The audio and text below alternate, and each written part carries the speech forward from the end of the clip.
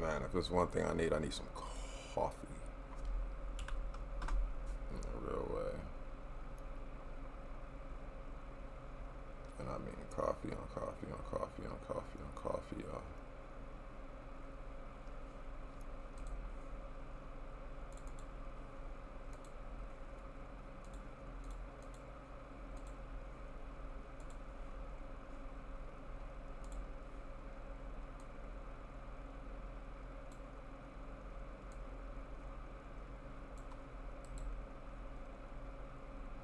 Good morning. Good morning, world. Man, it's so much shit that was going on, other than my personal bullshit that's been going on, because I am moving. We are moving. Definitely getting away from the negative and toxic shit. So,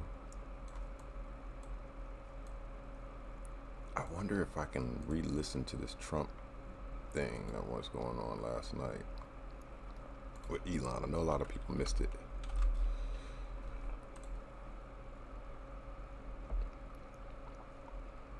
I know hella people missed it, actually.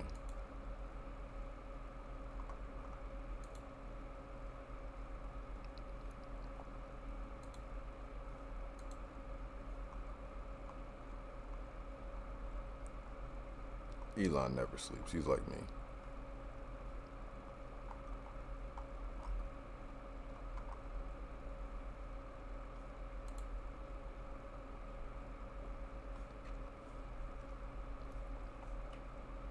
I'm just curious to hear people's thoughts on this shit, what was going on, and everything.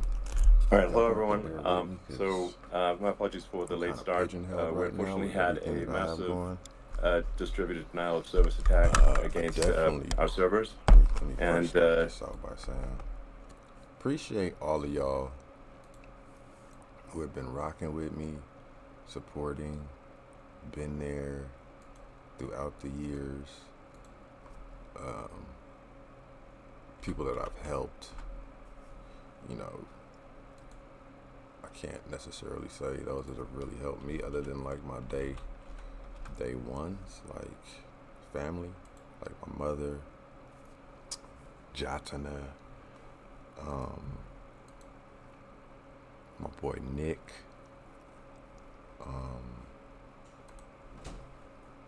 who else? I'm trying to think. It's quite a few. Actually, no, it's not. It's not. What are you doing? Here. What is? You can fit that though. No? You can fit that. That's a long sleeve too. Yeah, you can keep hold on to that for sure.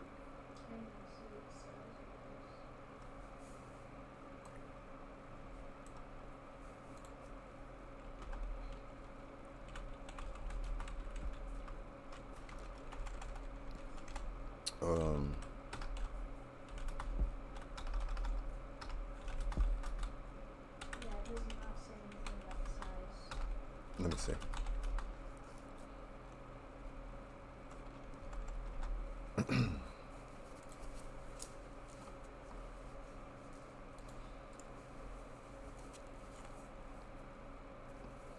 What do you mean? I couldn't see it because like it was like so blurry. It says 10 to 12.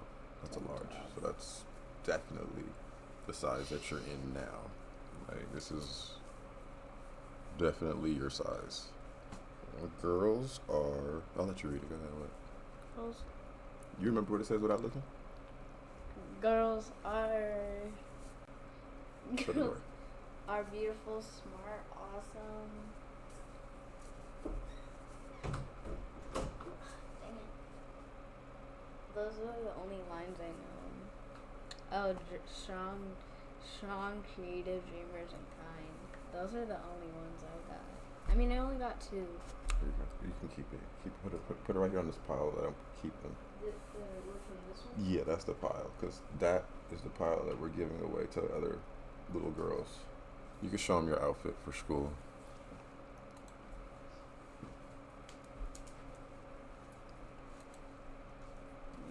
This is my outfit. This is my outfit. This is my outfit. That sounded like that. This is my outfit. You ready for school? Second day? Yeah.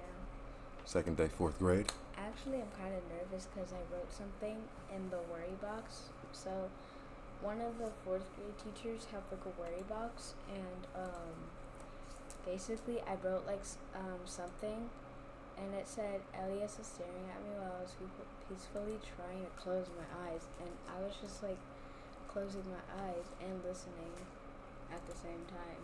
But then I knew I should have wrote that.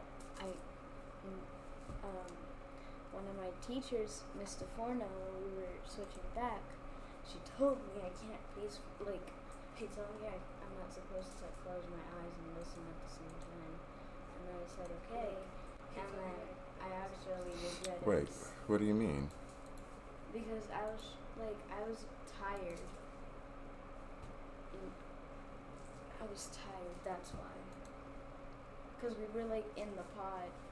We were like learning rules and stuff. Mm-hmm. And my mind was going blank for like I was just getting distracted and stuff. But I listened also at the same time.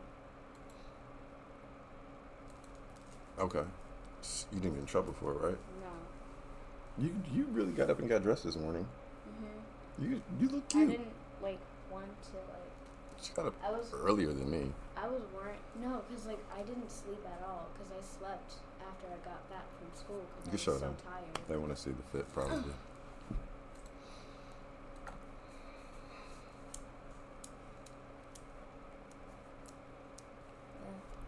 Hi.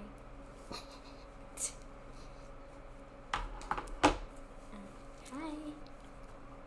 Hi. Hello. Hi. That woman is looks familiar. That was Destiny. Destiny. That was when me and her did a TV show together. Oh. Yeah. Why is she doing that? Well, okay, so that episode we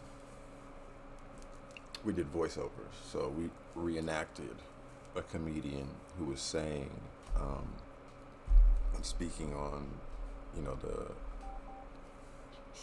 on what was going on in the episode. And what we had to do was basically reenact everything, doing voiceover wise or whatever she was saying. We were reenacting it in unison of the comedy. So you guys were acting? And this was on a TV show. Oh yeah, I saw that part when you were TV. doing that face. Mm-hmm. In your photo album. Mm-hmm. That was a long time ago. Like when, 19 something? Yo, relax, because it wasn't that long ago. When I say a long time ago, yeah, we're talking you were at least 6 or 7, so it wasn't that long. 2016? Golly. Nah, later 17? Than that, 18, 19. Dang. Oh. You trying to age shame me. I'm not age shaming you. You definitely try to age shame me. Mm-hmm. Nuh-uh. Yes, you do. No. Okay. So what are you expecting for your first day or second day of school? I hope I don't get anxious. What do you mean? What do you mean? Anxious how? What would you be anxious about? You put deodorant on also? Yeah. Okay. You brushed your teeth? Yeah. Yeah, you did. Anxious about what? What's there to be anxious about? I can't believe I spilled my coffee all over myself. Oh, go ahead. Yeah, no. Oh, you were in house divided, right? Yeah. Anyways,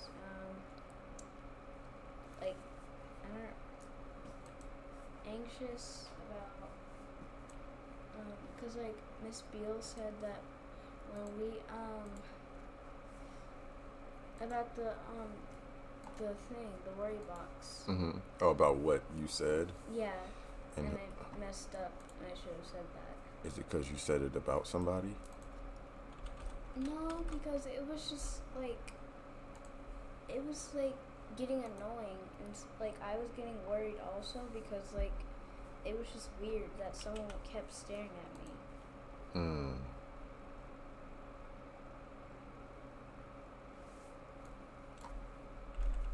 Like even when my eyes were open. Oh, okay. So you felt somebody was just staring at you the whole time. Yeah, so I tried to like close my eyes, Mm-hmm. and he still kept staring at me. But Mr. Forno said that, oh, maybe like he thought you were sleeping. And this was another kid. Yeah. Maybe he just thought you were cute. Maybe he was locked in and was looking at your hair and was like, "Oh my Can you gosh, stop? Like it's cringy. Kara. Oh, It's she's cringy. so Stop. gorgeous." No, my dad is so cringy that he's like. Okay, I'm not gonna age shame you again. I'm cringy now. Yeah, you're cringy because of that. Why? He's not my type. You have a type? Yeah, I have a type. Okay, 10-year-old.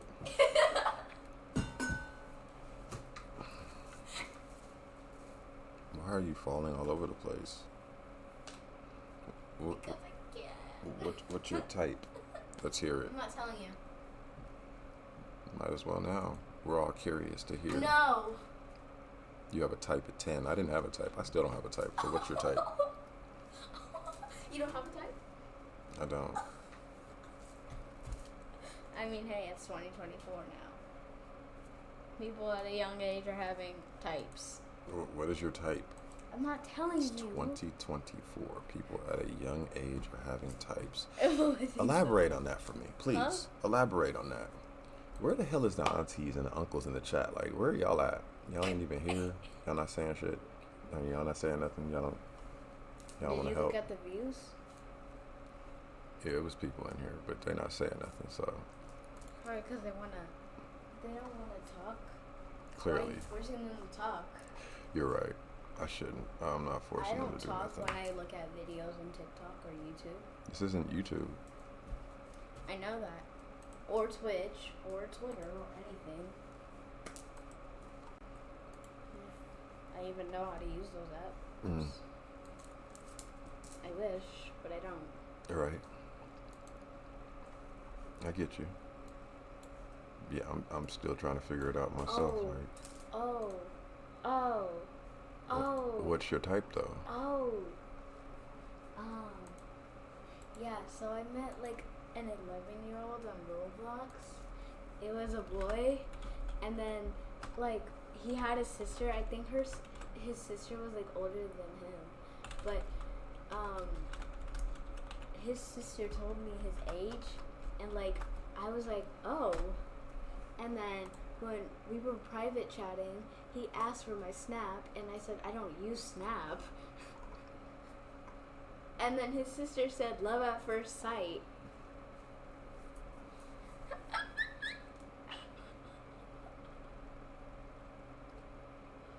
This is why you won't have a phone No. until you're like 20. No. What? 'Cause what? I'm sorry? Excuse me? You have a type and you Snapchat at 10? I'm gonna tell you. What are y'all parents doing? That's a knee slapper. Keep your legs closed. No, but you on the bed. You keep. We sit like this. We don't have right. We don't sit like a little boy. I'm not like other girls. Please piss me off. We're not playing like I that. don't like how this is though. It makes me uncomfortable. Okay. Well, you don't have to sit like that. That's how you sleep, though. Well, I'm not going to sleep. She definitely sleeps like No, I don't. in a weird No, pretzel. I don't. This is how she sleeps. Leg weirdly kicked Cover your into it. ashy legs.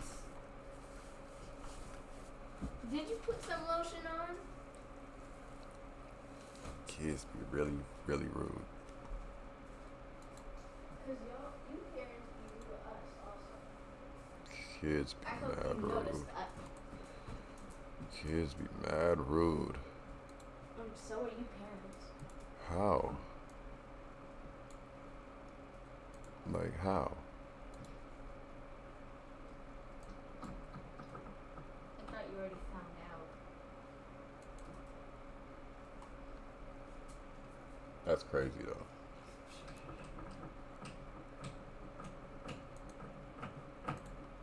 Did you put lotion on though? No, not yet. And I'm about to put lotion on? Dang!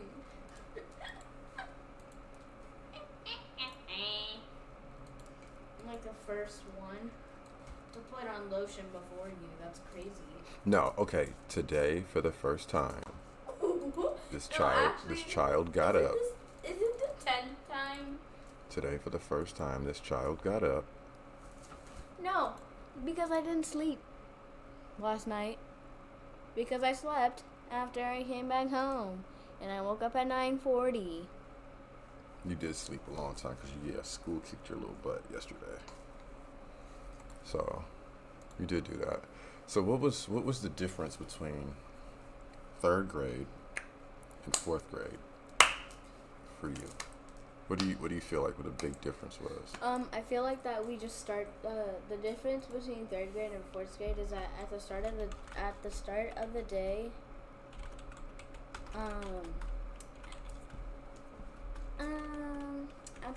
the day, no. Just Okay. you can't even focus. That's the problem. This is why I can't bring her on stream. She can't focus. Or I can sit here and be typing and trying to put stuff out and doing all that extra Yeah. stuff. It's like these kids have ADHD, which I know she doesn't have, but she'll sit here and try to self-diagnose herself because she's super smart. But they overthink, and it's really because of YouTube and the tablet and all that other BS. And she doesn't even understand it. Like, I could sit here and be literally changing something, and she'll see what I'm typing and be like, "No, don't put that. Like, that has nothing to do with you." And you're clapping and doing all this extra stuff. Like, see what I mean? She can't be still. She can't I can sit be still. and focus, and we're trying to talk or listen. She doesn't like to listen either. Like, she listens to what she wants to listen to. This is just daddy going off right now in dad mode. But it's okay, because it's like, what more can I do? I can only do so much to an extent. Like, seriously. I mean, I know parents, y'all feel me. Y'all feel my pain. Y'all understand what I'm saying right now. You know, like the terminology, you can lead a horse to a water, but you can't make him drink. It's the same light as, when kids talk out of turn, when they, are trying to be too involved and doing too much, or they'll interrupt you. What's up? Come and talk. I'm talking. We were talking. You weren't. You wanted to do all that extra stuff so we could talk, or you can go do whatever. So. What type blood am I? This is also another thing. Can't stay on task. Can't stay on topic. I'm asking We're not talking about that right now. We're talking about school. We're talking about 3rd grade to 4th grade. Oh God, fine. And I was trying to stay on task. This was the whole point of the stream, to talk about her 3rd to 4th grade experience. And we're not talking about your blood type. We don't talk about personal stuff while we're on stream also. I forgot. I know. It's a reminder. Now you know. Again, this is why we're doing this. So you can either stand off camera or you can come over here. Which one? You want to stand off camera? I'm not here. I'm not trying to embarrass you or scold you. I'm not mad. You're not embarrassing me. Oh, I know. I'm just saying, like, we could talk, have a convo, or you could just run around and do a whole bunch of nothing, and it's defeats the whole purpose. You were the one that said they wanted to get on streaming more and start doing this, right?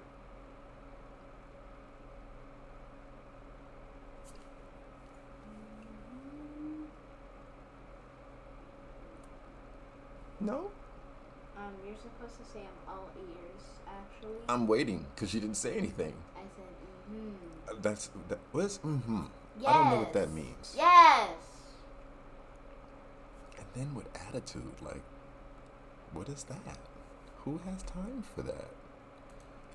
I'm just glad y'all are seeing it in live, in living color right now, because the attitude, yes, I want to do it, yes. For what? It's barely 7 o'clock. And that's not good. Yeah, it's not. You're right. But if y'all want to subscribe, follow, or even donate, please do to this page and to our YouTube. And gonna try to do more. In the process of moving, she just started school also at the same time.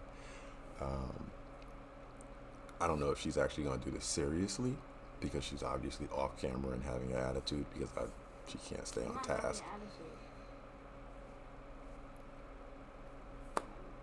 Ready for my answer. What's your answer?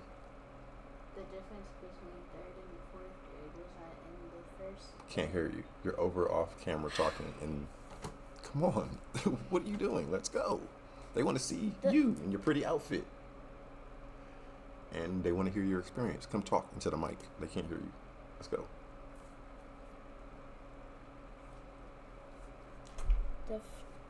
The difference between 3rd and 4th grade was that on the first grade of 3rd, first day, yeah, sorry. Mm-hmm. There you go.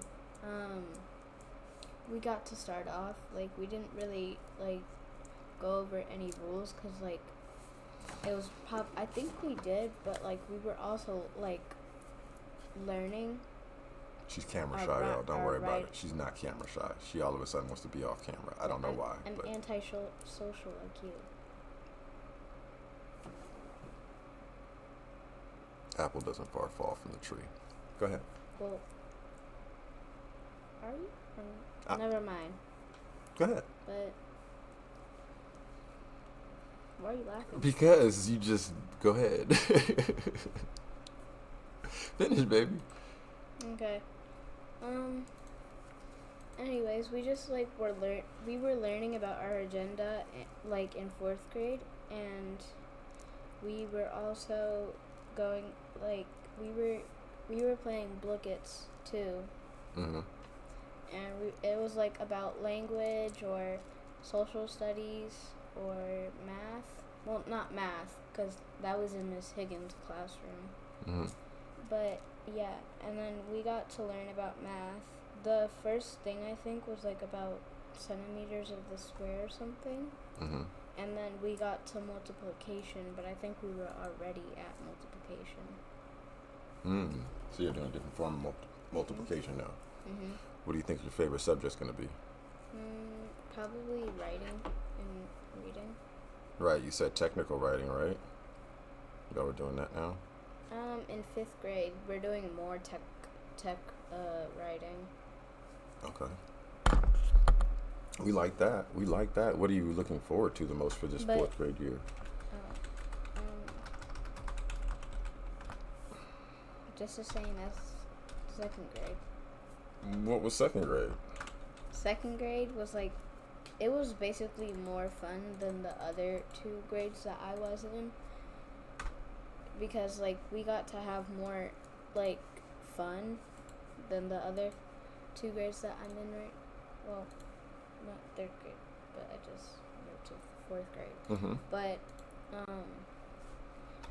it's like, it was super fun, because we got to have like parties and stuff, and we also got to like go out a lot. Mm-hmm. And we had like more outside time than inside time. But then when if it was like hot or like super hot or super cold or like very super windy, Mm-hmm. We would have to stay inside, and we could like play some like fun games. And at the end of the day, we got to play Night at the Museum at every single moment, like at every single time at the end of the day. Oh, so that was y'all finish. Mhm. Oh, Sometimes we couldn't, but a lot of the times we could, and some people were just arguing and stuff, and I had a lot of weird kids. I'll just say. They're weirdos. Yeah, they're just annoying. Well, oh yeah, you did say one of them just kept staring, but no, cause that one is new. Oh, okay. That makes sense. So, as we get ready for school, since we're about to head out to school, do you need me to do your? No, I'm good. I'm sure? just pushing it back. Okay. You want to tell them what you want to do for your 4th grade year? Any expectations or? No. No. You don't want to talk anymore. You done already? Okay. Well, what else did you want to talk about? How you feel, in general? Good. Well, anxious. Yeah. Still. What about just life? You gotta get some chapstick. Where's your chapstick too? It's in my backpack. Yeah, let's put some chapstick on because we're about to go. Well, I have one upstairs. It was the Henderson chapstick.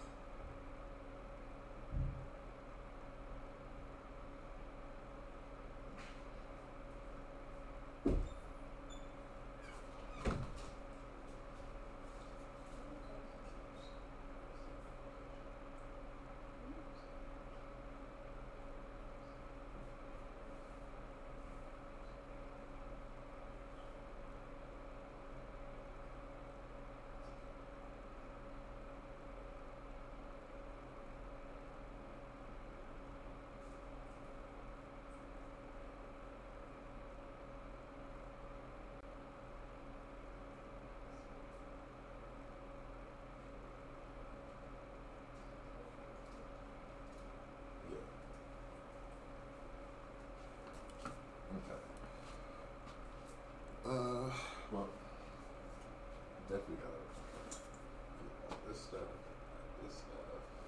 I gotta pack up some stuff right here about that.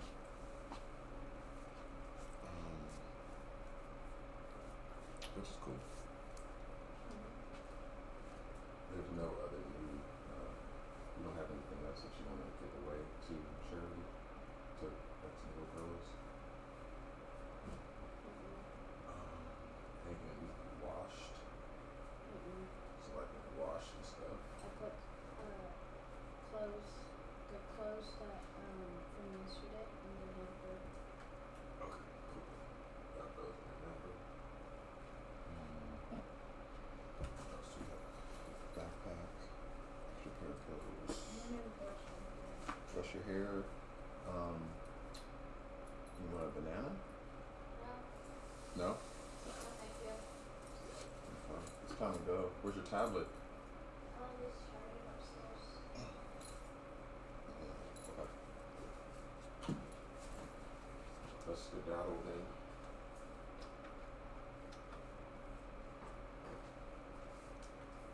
What time is it coming?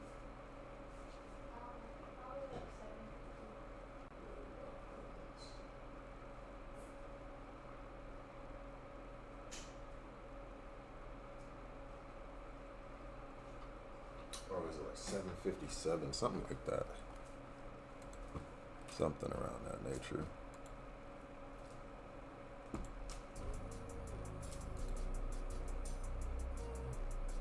But yeah, you just say everybody. Bye. Okay. I can see it. Terrible streaming etiquette. Wow. For you to be wanting to be a streamer and you watch all these loser YouTubers and you to pop out and all of a sudden be, oh, I'm so shy. Well, I'm a child. I wanted to think of doing it as. I love the excuses that she's saying because all of it's this is all new. But see, when she put him in front of the camera, yeah, buddy, they act different. Okay, let's go. Let's go stink. I gotta hear this Elon thing when I get back anyway.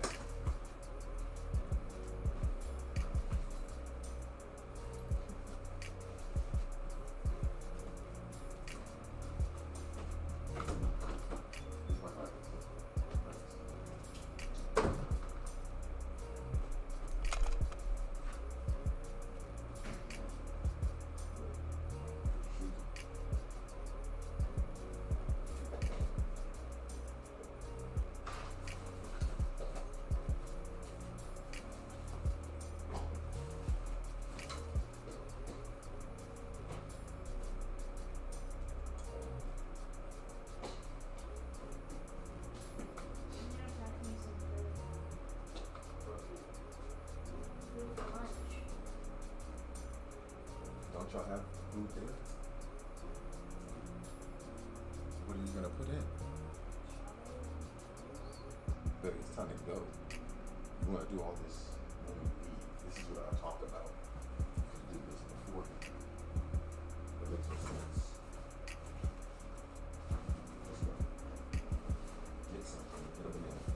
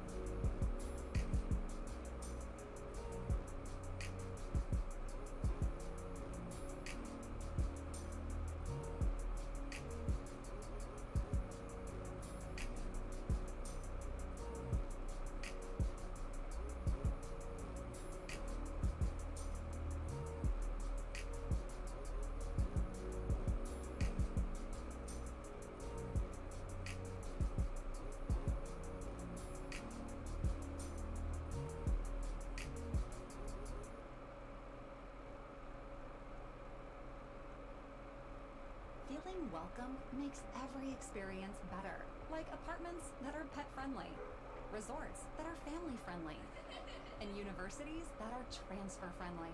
At University of Phoenix, we'll help you get every transfer credit you deserve. We accept eligible credits from over 5,000 accredited institutions. And when you transfer in 12 to 60 credits, you're eligible for up to a $3,000 scholarship. Finish your degree in tech, healthcare, education, or business today at phoenix.edu.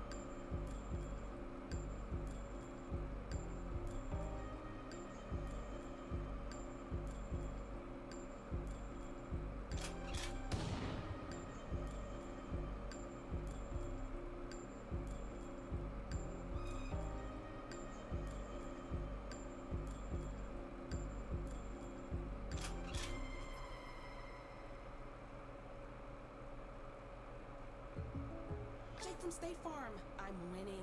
I finally cleaned my house, so I'm breaking out my new tropical moon spray. Keep winning and create an affordable price just for you by bundling your home and auto with the State Farm Personal Price Plan. It's like your own personal paradise. Ooh, hey, grab me a coconut water. Bundling, just another way to save with the Personal Price Plan. Like a good neighbor, State Farm is there. Prices are based on rating plans that vary by state. Coverage options are selected by the customer. Availability, amount of discounts and savings, and eligibility vary by state. You want a sub stacked high with meat and cheese? You go to Jersey Mike's. You want a summer to remember? You get the Jersey Mike's app, so you can cook less and chill more. Then party more, then repeat. Get fresh, delicious sandwiches delivered to your impromptu beach picnic, your flamingo float in the neighbor's pool, or your movie marathon in that sweet, sweet AC. You make it fun, we'll make it tasty, with subs always stacked high. And don't forget the juice. Jersey Mike's, a sub above.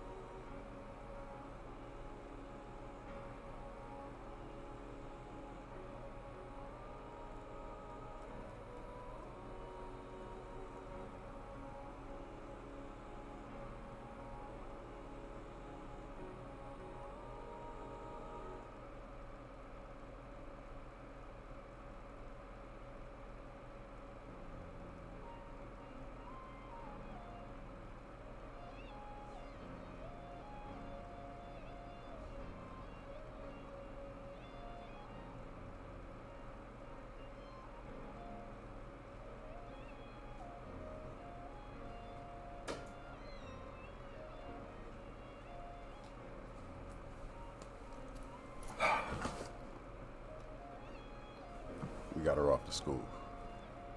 I wish I had the applause in my OBS right now. I wish I did. But we got her off to school. Okay. Man, it's Elon Musk and Donald Trump thing. I need more coffee. That's one. But yeah, if y'all haven't heard it, I'm gonna play it a little bit. I don't know. It's kind of crazy. Let's see.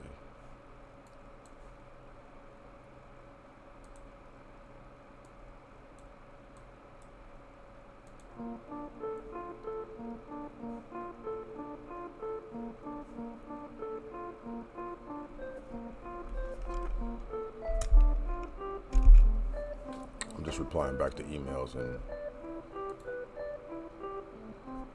finishing up some editing and stuff like that also.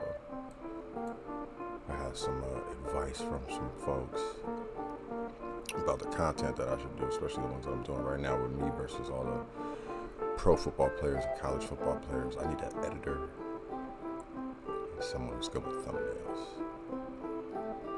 I need that.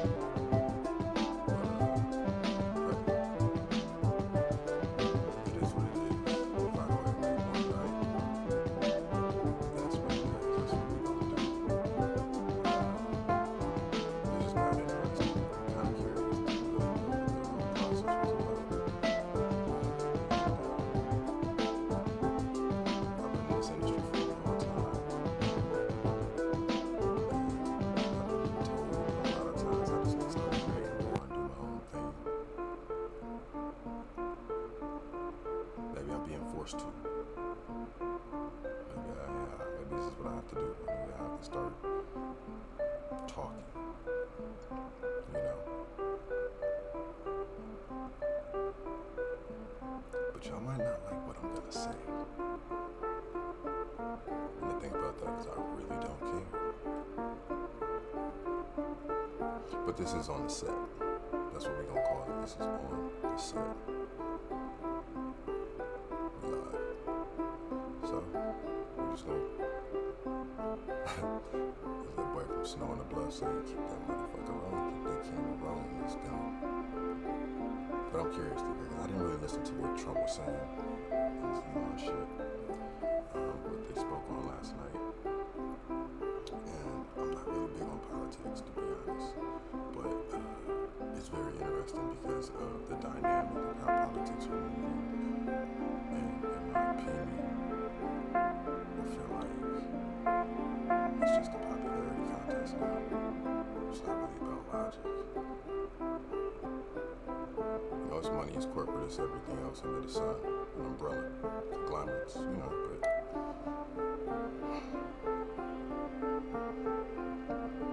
doesn't really seem like anybody has like a main goal or purpose. Not for betterment, at least.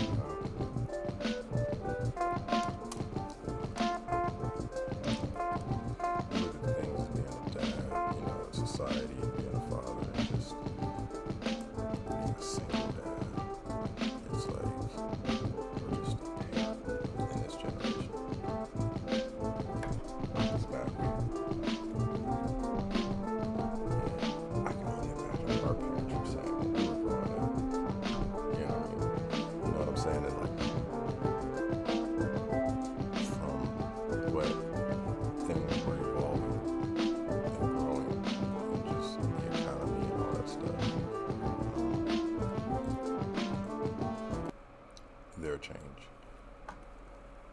I know there was an economic change when our parents were raising us, for sure. But this is a whole nother level because of, technology. And even just how we evolve is maintaining and taking care of ourselves and things like that. It's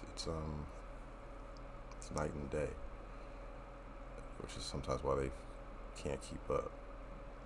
And then you have, the nepotism, which I believe nepotism is an amazing thing. I feel like you should utilize that nepotism if you have it. If you can put your family in position, if you can, put someone else or others to be able to thrive. That's a cheat code. Everybody doesn't have that game shark. Nepotism is absolutely a game shark cheat code. If you played, any type of gaming system growing up, you know what a game shark is. You know what? Yeah. Nepotism is a thing. It's a team. But I will say this, with that, it also becomes a double-edged sword because it enables. What's good, bruh? Top of the AM. My boy Gumbo. You already know. Unfortunately, I don't have any coffee. I need to get some more coffee. So that's probably why I'm not as funny right now. Unless you're just looking at the face and be like, damn, this nigga's ugly. And then I get that, feel you. I hope I made you laugh, you know, made you feel better about yourself and your spirit. Uplifted you by looking at me and being like, damn, I know I can achieve more. I see why she stopped DMing that nigga.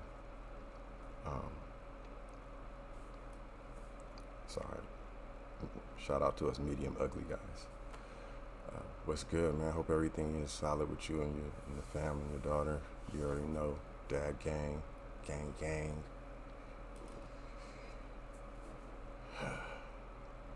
Sleepy. Yeah, man. Not even. I mean, my daughter beat me this morning for the first time. She was up and dressed, and then she was like, Dad, I didn't even go to sleep for real last night, like, because I slept all day from the first day of school. So I'm thinking that she really just, like, was up, did her hair, got ready.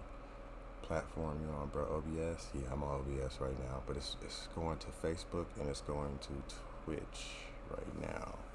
And sometimes I change it over to X, Twitter. We don't call it X. It's for you, whatever. And then Kick, since I'm verified on Kick with like 100 people and absolutely nobody that sees me on there. So it's all good. Man, all this setup is about to be for sale because we're on a SAG strike and your boy has to move and I have 0 subs and we are probably going to, like snow on the bluff, keep this motherfucker rolling until, I'm looking for a new spot until I find this spot. You know what I mean? So, if y'all know any places, or even if y'all know some other jobs, other remote jobs, to my other 4 jobs that I have, being that I'm Bayesian, so that Caribbean thing, and the whole stereotype of Jamaicans working a whole lot of jobs. Single dad, anyway. Fuck with your boy. Off top. Back to the story. She woke up, beat me. I thought, she was being extra responsible. Now, come to find out, she was just trying to play Roblox the whole time. And just made it look good. Had everything erased. Tried to clean up the whole entire, history. All that. I mean, in the beginning, I wanted to be mad, but at the same time, I was like, damn, you're in the 4th grade now, so you're getting a little mature. So that was a big girl move. That was a mature move. But I didn't like that because that was kind of sneaky. And I said, you know what, that's also why you're probably never going to have a phone till you're like 20 or married. Make that nigga get the phone. You ain't finna be on no Snapchat and none of that. No. Still no coffee. Fuck.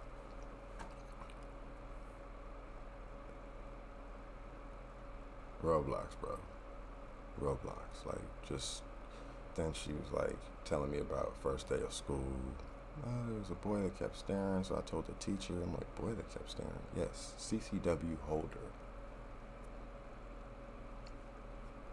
Right here. Just understand. If you're in the 4th grade and you look over 30, man, below the kneecap. But anyway, said that the boy kept staring at her, and it was just like, made her feel uncomfortable. I was like, maybe she just, because you're pretty, baby, first day of school, you know what I mean? So she told the teacher, and then she just said that he just kept, it kind of felt weird. And then a friend of the boy, I guess it was a girl, comes up and says, my friend thinks you're cute. And do you have Snapchat?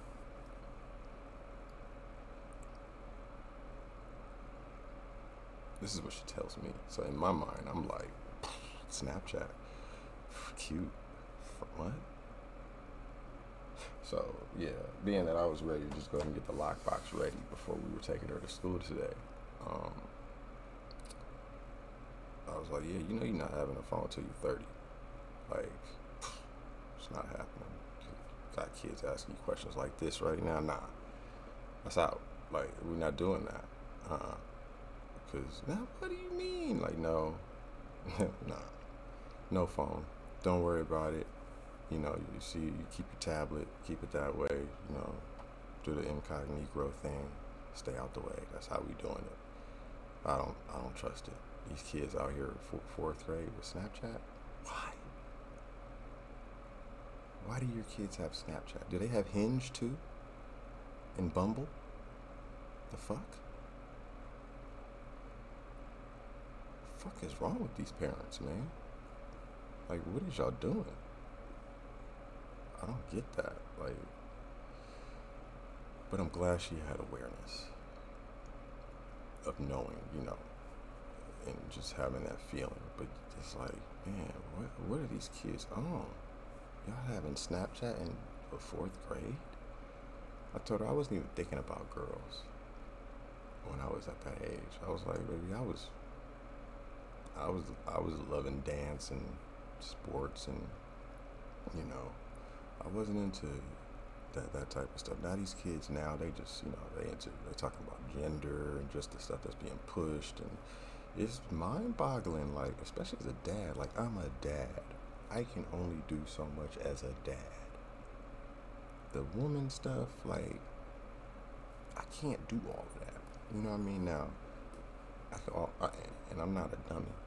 I'm gonna absolutely do my research, do my background, try to do it the amicable way, the most gentle way of breaking stuff down. She just turned 10. She was like super fearful of blood, just to see blood. But mind you, one of her favorite things is Five Nights at Freddy.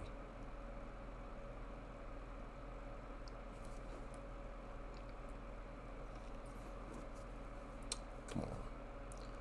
That's like horror. Like, you're into horror stuff, but you don't like blood. I wonder if it's bad or good to let these kids be deep into technology, educational wise. But how do you filter out the BS influence all? See, it's a double-edged thing, because my child's school, they use tablets. So it's like the cursive, all that stuff, the writing, like, a lot of that stuff is like a myth now, because these kids are on tablets and on computers. My child not probably, I've put her to those aptitude tests for typing tests that you can do for free online.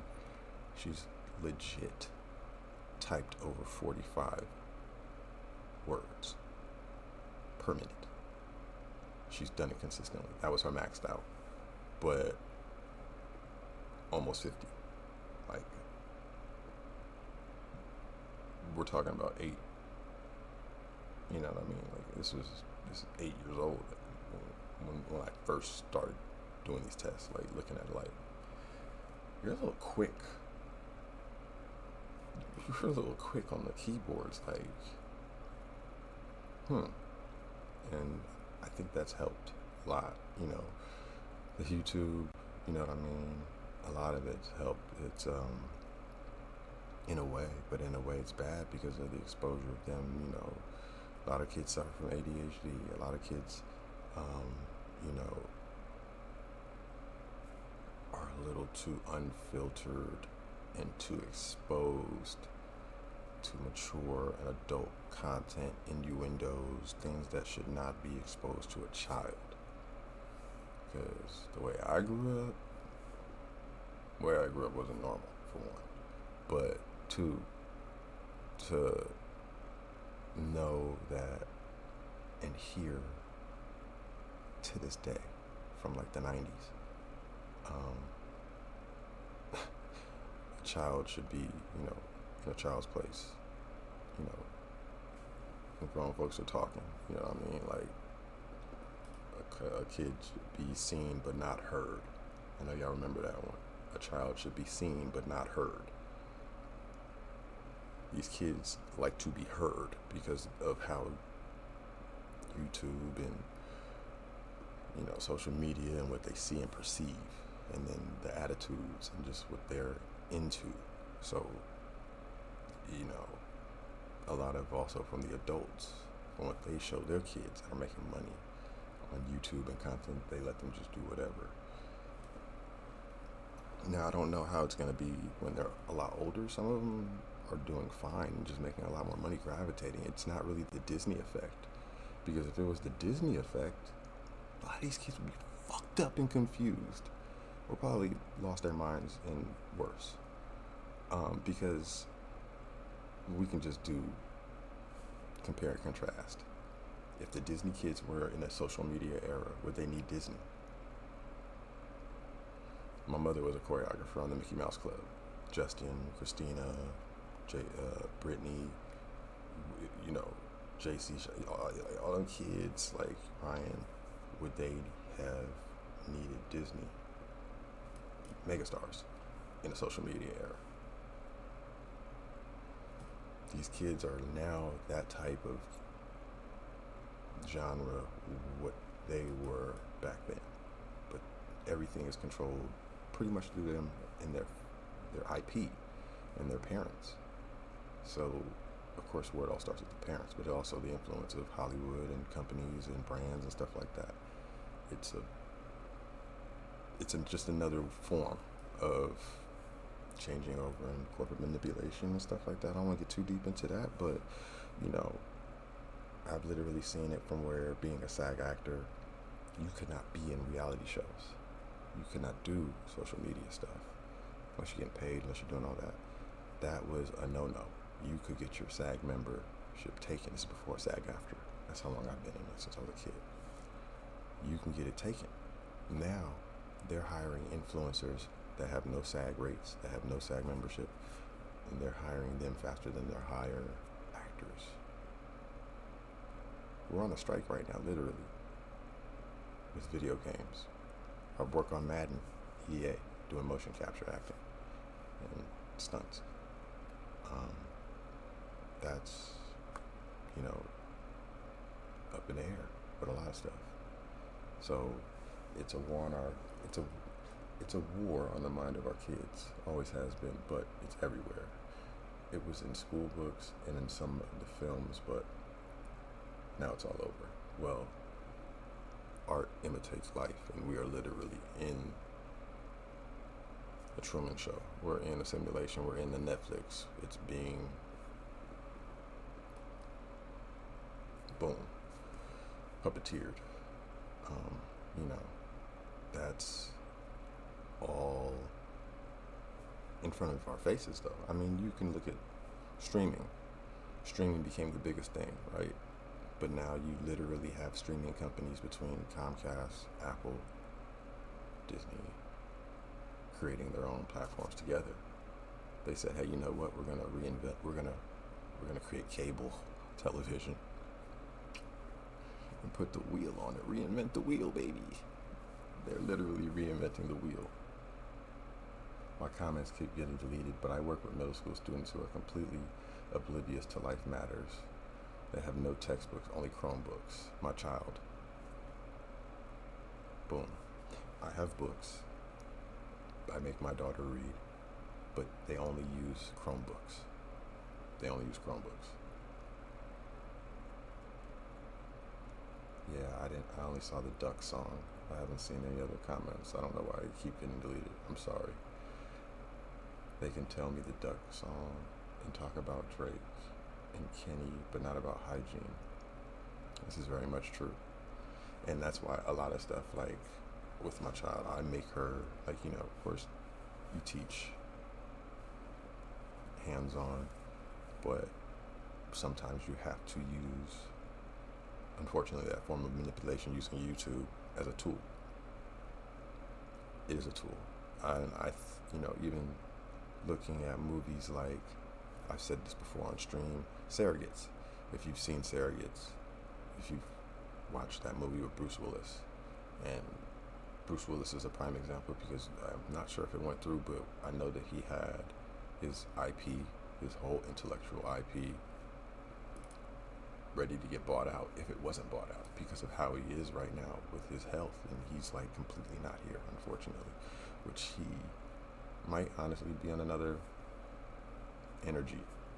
You know what I mean? Like, he was one of the best actors that we've had. You know what I mean? Like, Die Hard. But nonetheless, it's kind of crazy how that's moved into AI and him having his likeness being brought out to where celebrities are willing to have their IP and their likeness bought out. All right, bro. You already know. I'm here. I'm just actually doing emails and sending out other work stuff, and on Indeed looking for new jobs. So if y'all know any, holla at your boy. Remote, please. We trying to get it. But maybe some parlays too. If y'all got any home runs, fuck with me. But yeah, it's kind of crazy just how the whole AI thing is you know, with your likeness and looking at Mufasa and that new movie, and just, you know, the new video game, and being able to use your voice continuously, use your image continuously. You'll see stuff on Craigslist where people are, you know, hiring to take your likeness and use your likeness. So it's definitely something that you parenting at home is key. These kids just get dropped off to us to be raised. I actually homeschooled up until a year ago. I homeschooled. So I was doing homeschool independent studies with my daughter. And then when her first year of school, because of the interacting and everything like that, she got honor roll. And so like she likes it, but she doesn't like it at the same time. So, but I will say I did use the computer. We did use tablets on the go. We did use books. But not like how she's using them in school. Because when I walked into our classroom, there was none of that stuff for real. And it was just rack of tablets, rack of Chromebooks. And then I guess they go to the library. So that's their movement. They go to the library that's in the school. So, you know, and then they have like 2 teachers also. So like one who does all the arts, literature, history, stuff like that, and they have one specific for math. Never heard of that before either. So it's kind of different now from how I was doing it, or, you know, just growing up. I literally see that though, but then, you know, I have to force her, and, you know, now being that school is back, I have to take the tablet away. You can't have it during the week. And read, draw, write, you know, express your feelings.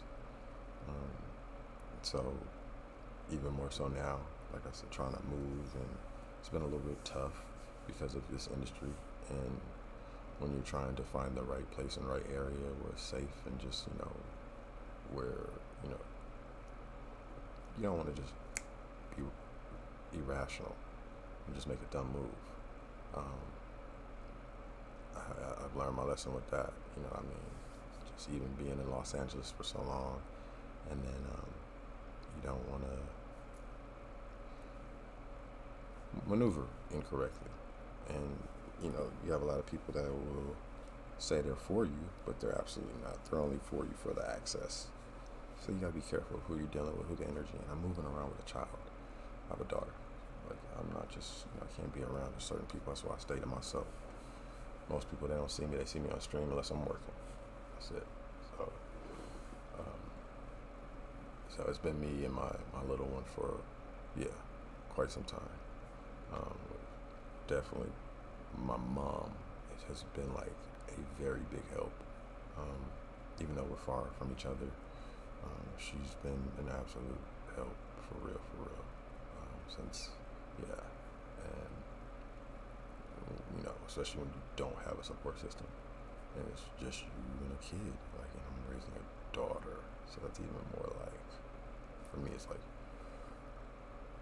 whoa, because you don't want to be too hard, but then, I'm not one of the softest people either.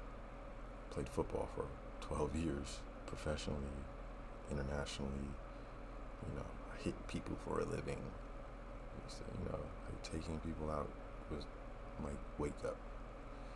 Um, aggression is the wake up. And they say CTE and all that other stuff, which is very real. It's very real. But you also have to go to therapy, which I've done and been doing and been in therapy. And, shout out to therapists in that community. Definitely need those for mental health. Especially just to sometimes get a different perspective, but also to talk about things that you probably would not normally talk about. And it's not on anything to where you feel discouraged. Because I had a long time opening up and talking to people. Still do. But, yeah, I definitely suggest it. 100%. My child broke my glasses. Thanks. And even more so now with, with this industry, with the strike, with, jobs pending, jobs working, this economy, you have to find a good therapist. I've lost so many people, which a lot of people have also, and just recently, and even through coming out of the Panasonic, the Panini, the pandemic, whatever you want to call that thing. It's tough, it's very tough. You really have to lock in with yourself, your energy, your mental health, and that's across the board. So, from being an athlete, from just growing up with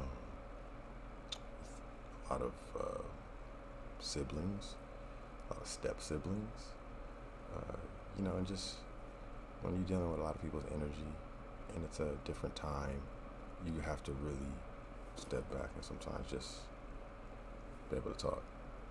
So yeah, there's a lot of free mental health therapists out there also, if you look up. But just being in this time frame of, you got politics, people going crazy over politics, which I'm gonna start this Trump thing because it's weird. Like, it's weird how, not Trump, but I'm saying weird as far as how they are now doing the promotional game. It's not about politics. It's about entertainment. It's about clicks. It's about, you have them running to, Elon for spaces. You have them running to Aiden Ross for streams on Kick. You know what I mean? And then you've never seen that before. And of course it's a different time, but now you have them asking for, TikTok, and which they were trying to ban, right? All of these things that they're utilizing is just like, just even the whole manipulation game. I'm trying to, I have not listened enough to where I've heard a key point of, hey, this is what we're trying to do to better everyone in America, to better us. I'm not talking Bitcoin, because that's already been there. We're not talking, a wall. We're not talking any of that stuff. I'm saying like something that's actually genuinely going to be beneficial for y'all, for the people. Like, I haven't heard anything. And that's just me. It sounds like a lot of, hey, look at me. Hey, look at them messing up. Not solution based. And it's just, my child hears these, when you watch YouTube, you watch a Netflix, or not necessarily Netflix, but like one of those, like YouTube, and they have those political ads. You have political ads going off on YouTube Kids. You have political ads going off on YouTube for streamers that have kids, privy to just kids, targeted to children. The fact that my child knows now some of these people's names. She's like, I'm so tired of hearing such and such, I'm not gonna say such and such, saying that they stole such and such money from this place. And like, she just knows.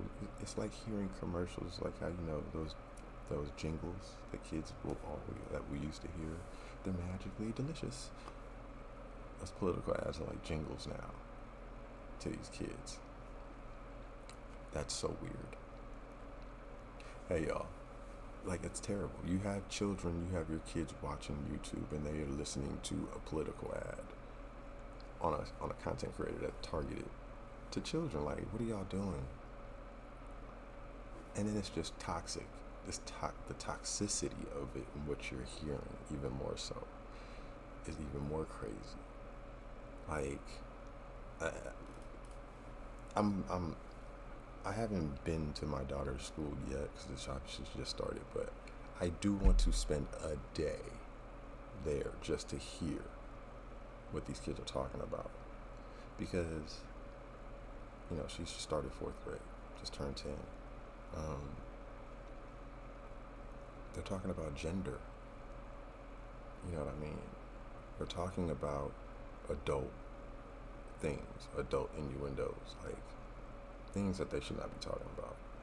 Things I damn sure wasn't talking about when I was a kid, because we didn't have access to shit like that. We didn't have that immediate, straight to your fingertip access, or things that they should not be exposed to. You know what I mean? Like, kids knowing what, it's crazy. Like, it's I don't want to get into too detail because, you know, y'all know what I'm talking about. But from politics to AI to what they're manipulating and putting and persuading with our children, that's the stuff that, like, worries me, because it's not us, it's our future. How dysfunctional and how toxic will it be for them when they get older and they're our age, for their kids? Like, that's the kind of thing that worries me to even having another child. We're not even talking about the gender wars right now. We're not talking about that. We're not talking about the gender wars. We're not talking about the gender wars between black women and black men.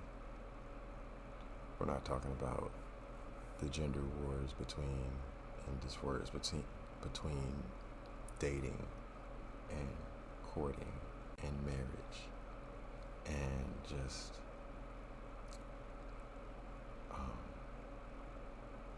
even more so, pornography,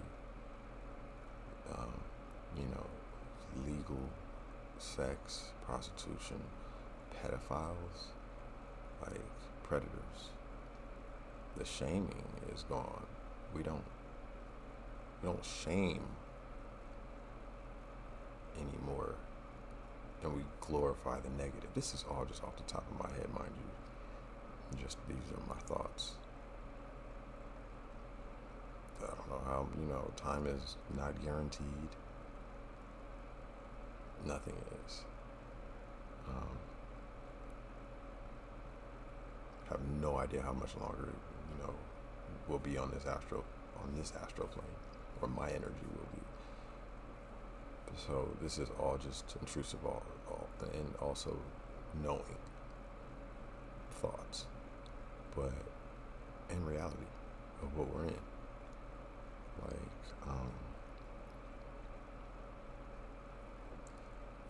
we glorify anything that's negative and toxic. It goes viral. It becomes a win. Now, what we don't glorify is the positive. We don't glorify what people do, and it feels like it's got to the point where, remember, you should be a good person anyway, so you should just do that. You don't need the flowers. It doesn't need the kudos. And it's complete 180 of what it used to be. I don't know. You got somebody who could say Hartua about spitting on something and get 1 million followers, garnish revenue. After that, it's just up. You sign a management deal, and you go to LA. You get a publicist and a manager for something you didn't even trademark.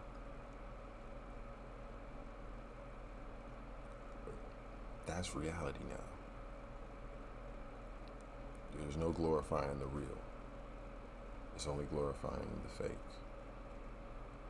I remember it was deaf to, like, you know, it was, you know, pray for the real, deaf to the fake. You used to want to, you know, be a real person. Now it's who can have the most clickbait, who can say the most toxic thing, the most outlandish, pretty much the most attention garnishing reaction from people, to where it's like, oh my God, that's terrible. But damn, who is that? I need their ad. I want to follow them. Let me see what they're talking about. We're not even going to talk about the NPCs. The NPC wave on TikTok and how they were making money off of that. That was insane. For those that did and made it big, more power to you. But that just goes to show that talent does not win out. It's not about your talent. It's not about what you can do, what you can bring. It's really about if you're the hottest click and you're viral. What can you do to be the most asinine thing to go viral? It's a crack epidemic. It's literally a crack epidemic. Like, I would love to see a statistic between the crack epidemic and the clout epidemic right now. And how many people crash out for clout over crack. If you took a poll right now, crack or clout, who's going to take more? Of course you're going to go for clout. Now, I guarantee a crackhead would probably go for clout too. Because it's the worst thing that you could possibly try to go for and give yourself up and give your soul and sell yourself out for. And it's crazy because at the end of the day, they're going to talk bad about you anyway, right? So people are like, that's cool. I'll do some crazy shit that I'll be able to get in the headlines for and give up all my morals. I wouldn't normally do it, but hey, for that bag, let me go fight this person and just go make up this toxic drama. Let me go lie on this person.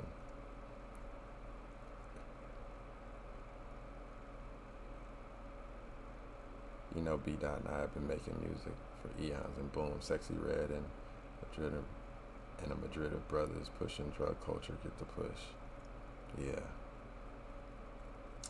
Yeah, I know. And it's crazy because even just the music, you have to do something that just sparks and go viral. It was TikTok for a second. You have a 10-second TikTok song. You would not know the lyrics, know the rest of the song, know nothing, but you know that only the 10 seconds of that hook. And it goes viral, and then boom, residual income. You have, you know, I have family like Christian rappers, spreading positivity, great music, and Bizzle. That's family, you know what I mean? Amazing artist from Compton, lives in Texas.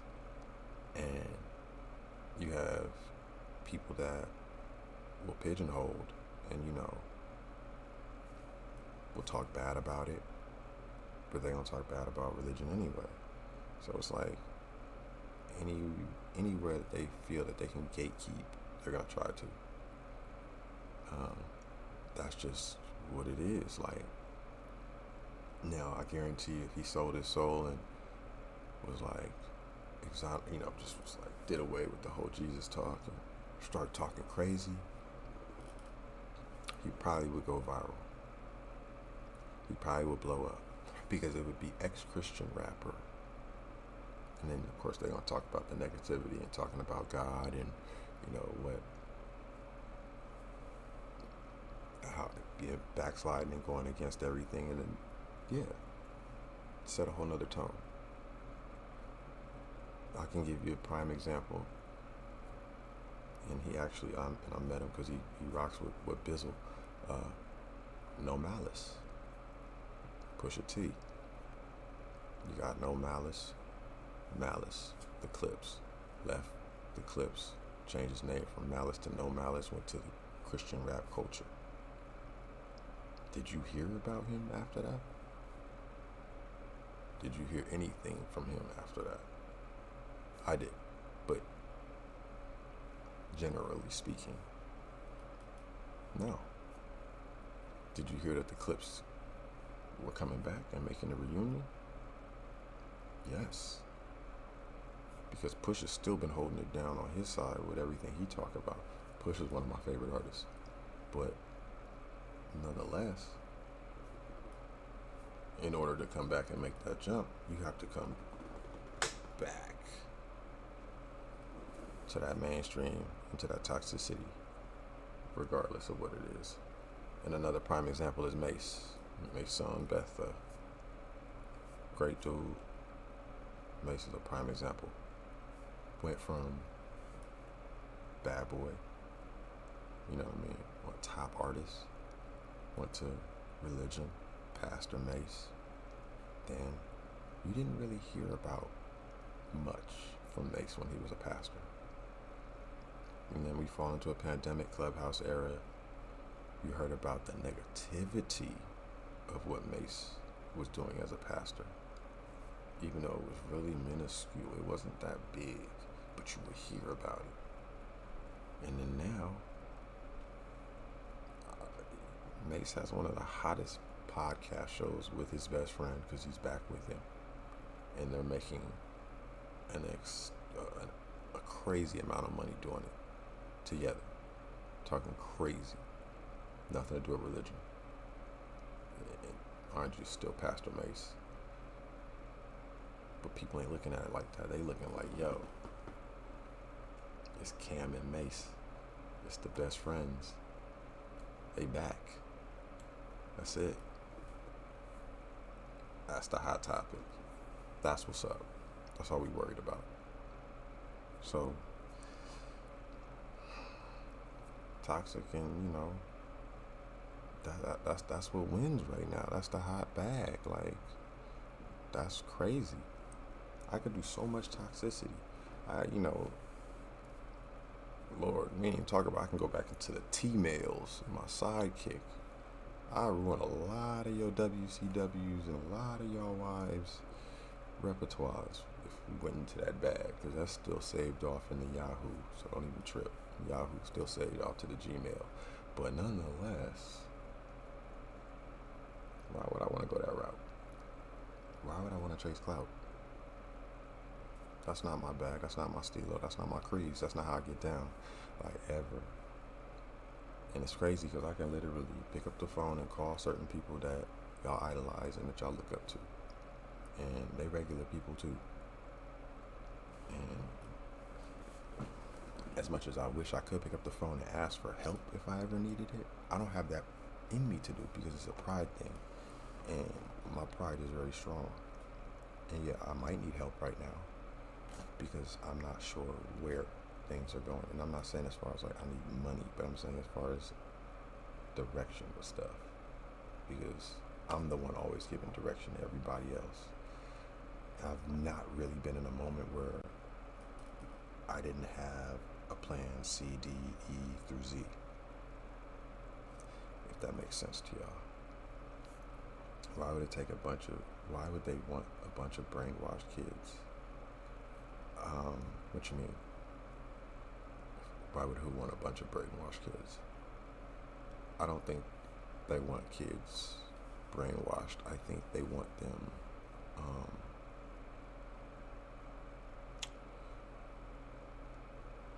to a point where it's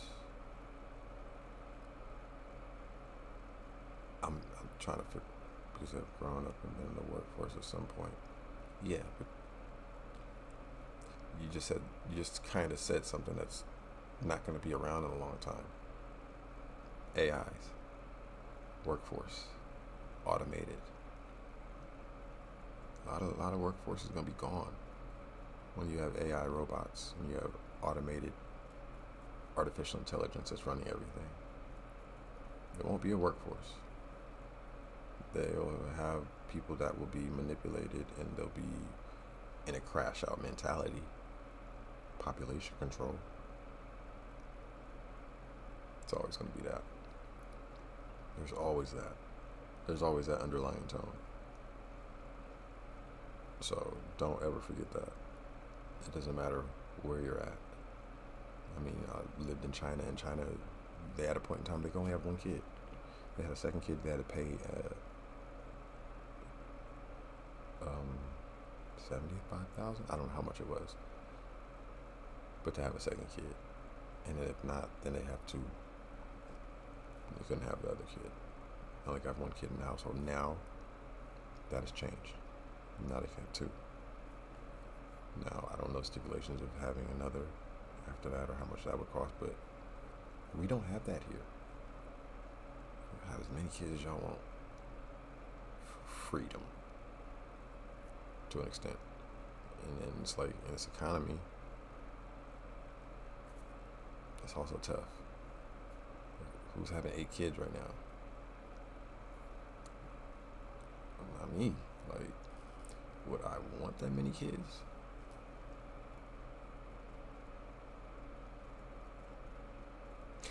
If I was blessed with it, yeah. I had if I had that big, crazy bag,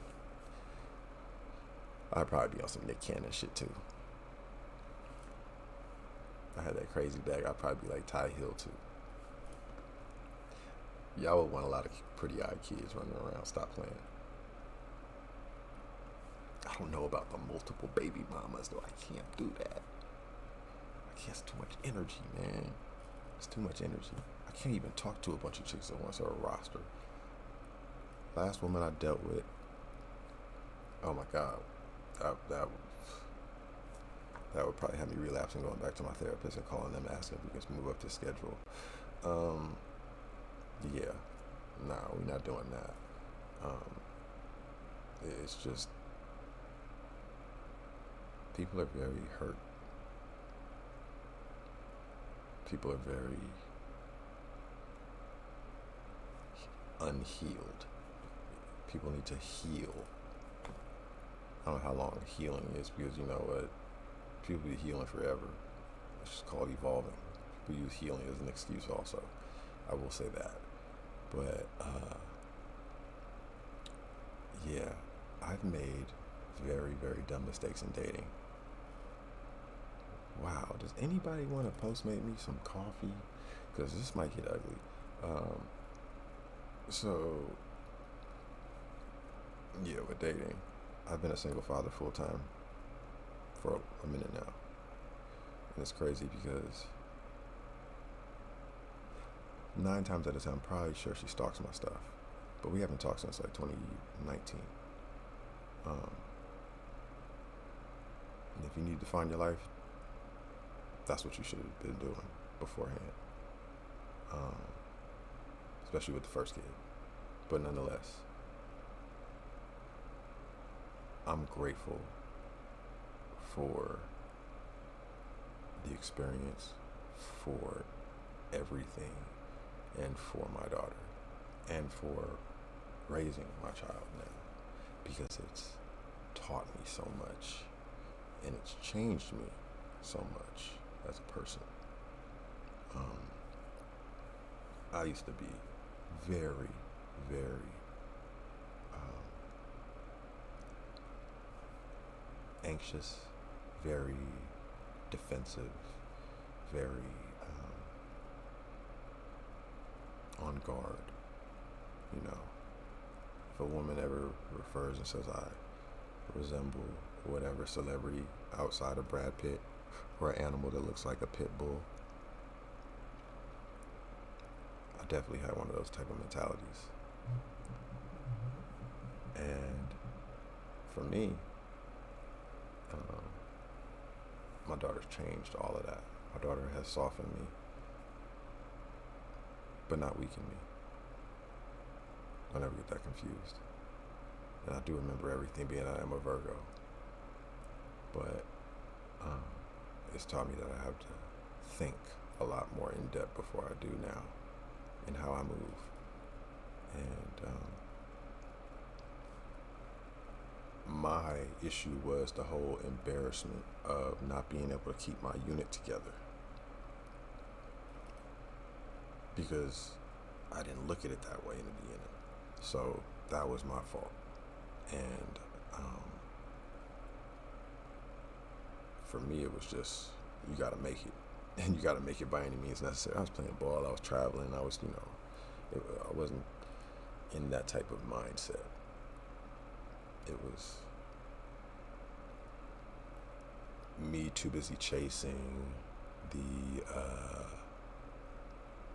wants and needs of saying, yeah, I did that, after you told me I couldn't do it. And that's stemming from years and years of, like, I'm talking about childhood. So that was a whole nother bag for me, which people will come into your lives at, for a reason, for a season, or for a lifetime. And, we also learn who your personnel are and who you deal with and who you don't deal with, to an extent. Who you allow access, and to a motherfucker who just does not have a wristband. You can't get in. Period. I need my bouncers to clear all these motherfuckers out. No white tees in the VIP. It be like that sometimes. And that's just how you have to come at life sometimes. That's how I look at a lot of things. Sometimes that wasn't good at all, because that would stem over to relationships. So you box a lot of people out that were trying to really be there for you, that were actually genuinely good. But people also put on a very good mask. So you really find out the smoke and mirrors and show and tell. That's the other part that's very tough. Kind of like a filter before the filters. So a lot of y'all wear filters, and then when y'all move, that filter be moving. It's a nasty look, because it only holds for so long. But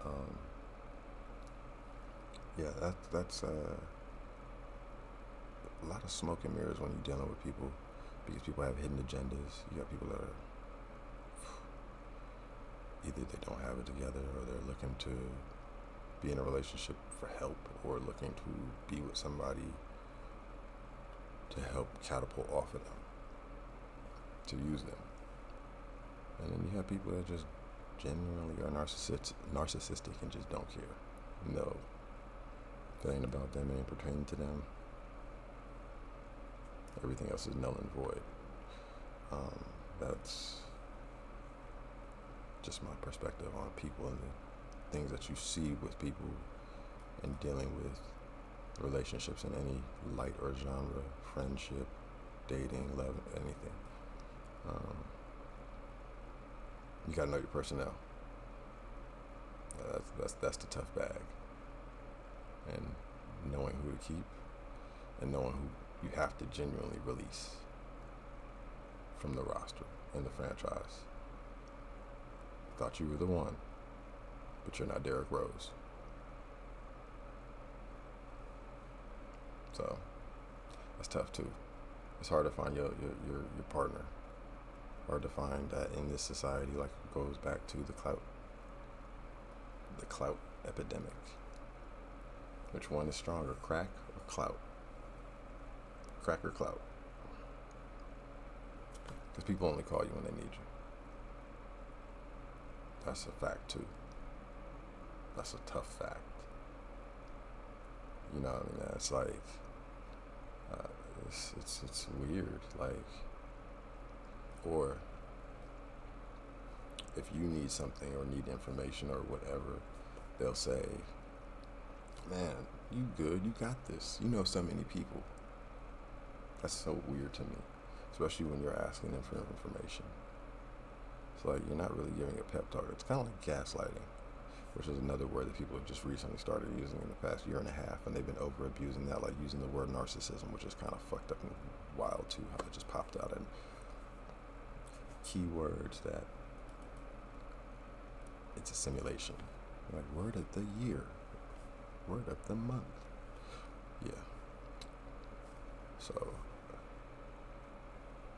I say clout. I say clout because anyone can get it. Unless you got money.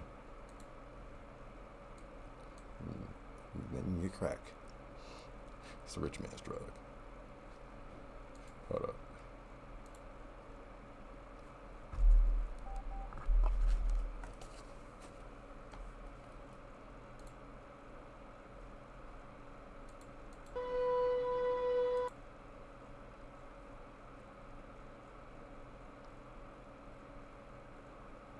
I knew this thing was. Y'all can hear the audio on Twitch.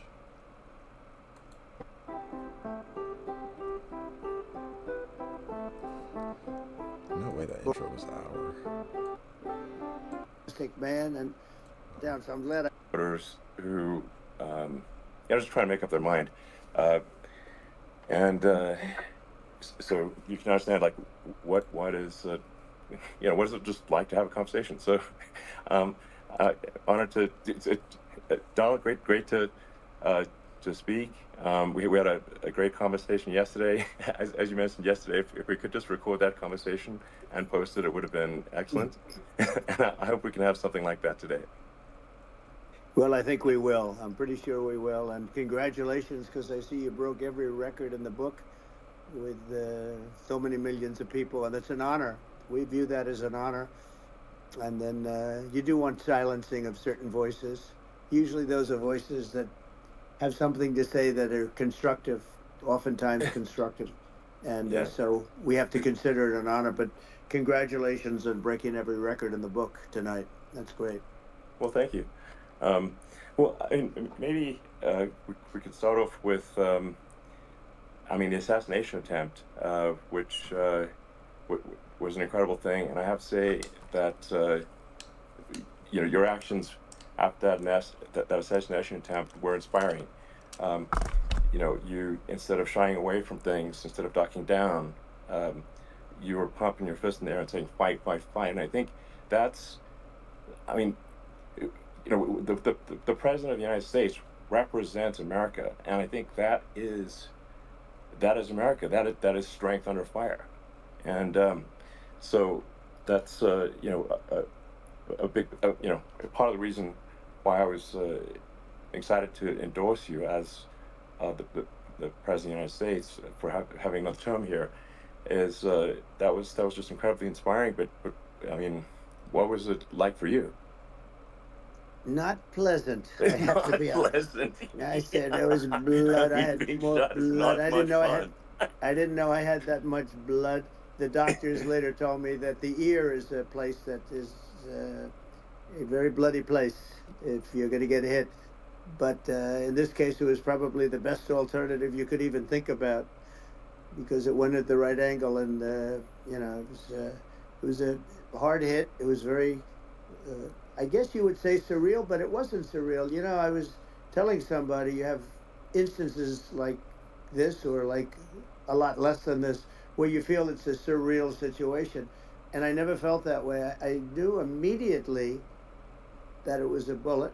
I knew immediately that it was at the ear, Yeah. and because it it hit very hard, but hit the ear. And I also heard people shout, "Bullets, bullets!" Get down, because I moved down pretty nicely, pretty quickly, and we had bullets flying right over my head after I went down. So I'm glad I went down. The bigger miracle was that I was looking in the exact direction of the shooter, and so it hit me at an angle that was far less destructive than any other angle. So that was the miracle. That was Yeah. for those Split people that second. don't believe in God. I think yeah, we got to all start thinking about that. You have to, I'm a believer now. I'm more of a believer, I think, and a lot of people have said that to me. A lot of great people have said that to me, actually. But it was amazing that I happened to be turned just at that perfect Yeah. angle, and all because I put down a chart on immigration that showed that the numbers were so great. I love that chart I even mean, more maybe it's now a than I sign. ever. Maybe Yeah, that's a it's sign. it's an immigration sign. You Yeah, highlighted a serious issue, and yeah, at that moment, that's right. the bullet missed your hit your ear, but missed your head. I mean, Well, your the yeah. amazing thing is that the sign, I said, bring down that sign on immigration, and it was literally about an eighth of a second where it would be good, and after that it was going to Yeah. be a disaster, no matter which way you were facing. But it just had that perfect angle, which was Yeah. exactly at this shooter. Very sad situation. Such a sad situation. As you know, we lost somebody that was great, Corey, Yeah. who a firefighter, a great gentleman, a great trumper. He was just a fantastic family and a fantastic man. And a friend of mine came up, Elon, and said, "I'd like to give the family some kind of help." And I said, "That's great." He said, "Do you mind?" I said, "I don't mind at all." And he wrote out a check for $1 million, gave it to the wife, and you know, uh, she said, "This is really nice, but I'd rather have my husband back," which is a nice thing for Sure. somebody to say, to be honest. She's great. The family is great, and we raised a lot of Yeah. money for them and for two other gentlemen are unbelievable people. Also, they were hit really badly. They thought they were not going to make it, and they did. The doctors in the Butler area, I tell you, they were incredible. They saved the two, and they were really hit tough, both of them Yeah. equally. And we thought Yeah. my first question was because I heard bullets flying over me. I said, "How many people were killed?" Because we had a massive crowd there, a tremendous Yeah. thousands and thousands of people, and there was no land. I mean, it was all people. So I said, "How many people have been killed?" Because I knew there were other shots being fired, Sure. and they said, "We don't know yet, but some people have been badly hurt." And I have to give the Secret Service sniper, they call him, or sharpshooter, but sniper, Yeah. because he didn't know there was a problem. He's an extraordinary shot, obviously, and he didn't know there was a problem, and he was Yeah. able to pick it all out within 5 seconds. And he used one bullet from very far away, I guess probably about 400 yards. The shooter was 130, but Yeah. he was on the opposite side of the field and the podium, and he saw the smoke and the flame from the gun, immediately recognized it, and immediately took a shot. And it was one perfect shot from very far away. And if he didn't do Yeah. that, Elon, he would have. I mean, if he would have, a lot more people could have been Sure. badly hurt and killed. So Yeah. I have to Absolutely. take my hat off to him, because that's also a surreal. He's been with them for 23 years, and Yeah. he's never had anything like this. And all of a sudden he has to act, and it's a very tough thing to Sure. act and to be shooting somebody. But he saw the gun, saw the smoke, saw the flame from the gun, very far away. I obviously has very good eyes. He's got very good vision, which I assume you have Yeah. to have in that particular work. But he took Absolutely. aim very quickly, and they say it was approximately 5 seconds from long range, Yeah. one bullet. If that didn't happen, Yeah. because the shooter had a lot of bullets, he had a lot of cartridges up Sure. there with him, so would Well, have been very. I mean that's clearly he was very confident in taking that shot to stop the attempted assassination. But I mean there does seem to be I mean some pretty significant failings elsewhere in the system. Like there's just no way that like how on earth does a shooter get on a roof 130 yards away. That seems crazy.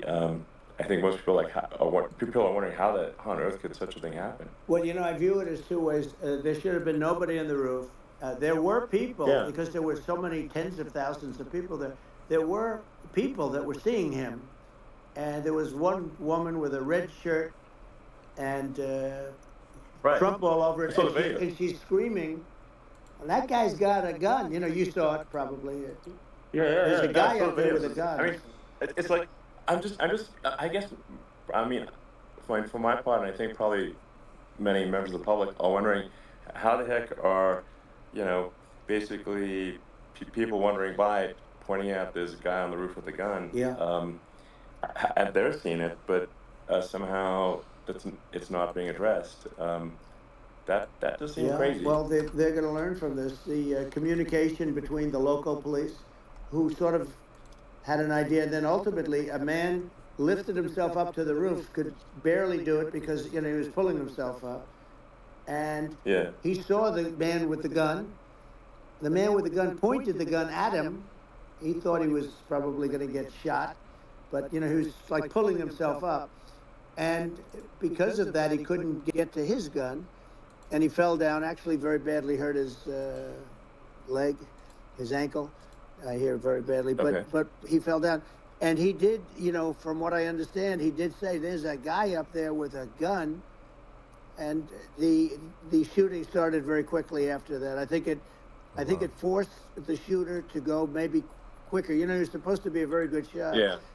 My sons, Don and Eric, they can't believe what happened, but they said from 130 yards, a bad shot would hit that target almost every time. They said it's like in golf, Yeah. sinking a 2-foot putt. Yeah, it's not a No, tough shot. It's not a long shot. The Secret Service person had the long shot. He had triple the Yeah. distance actually. So it was a terrible thing.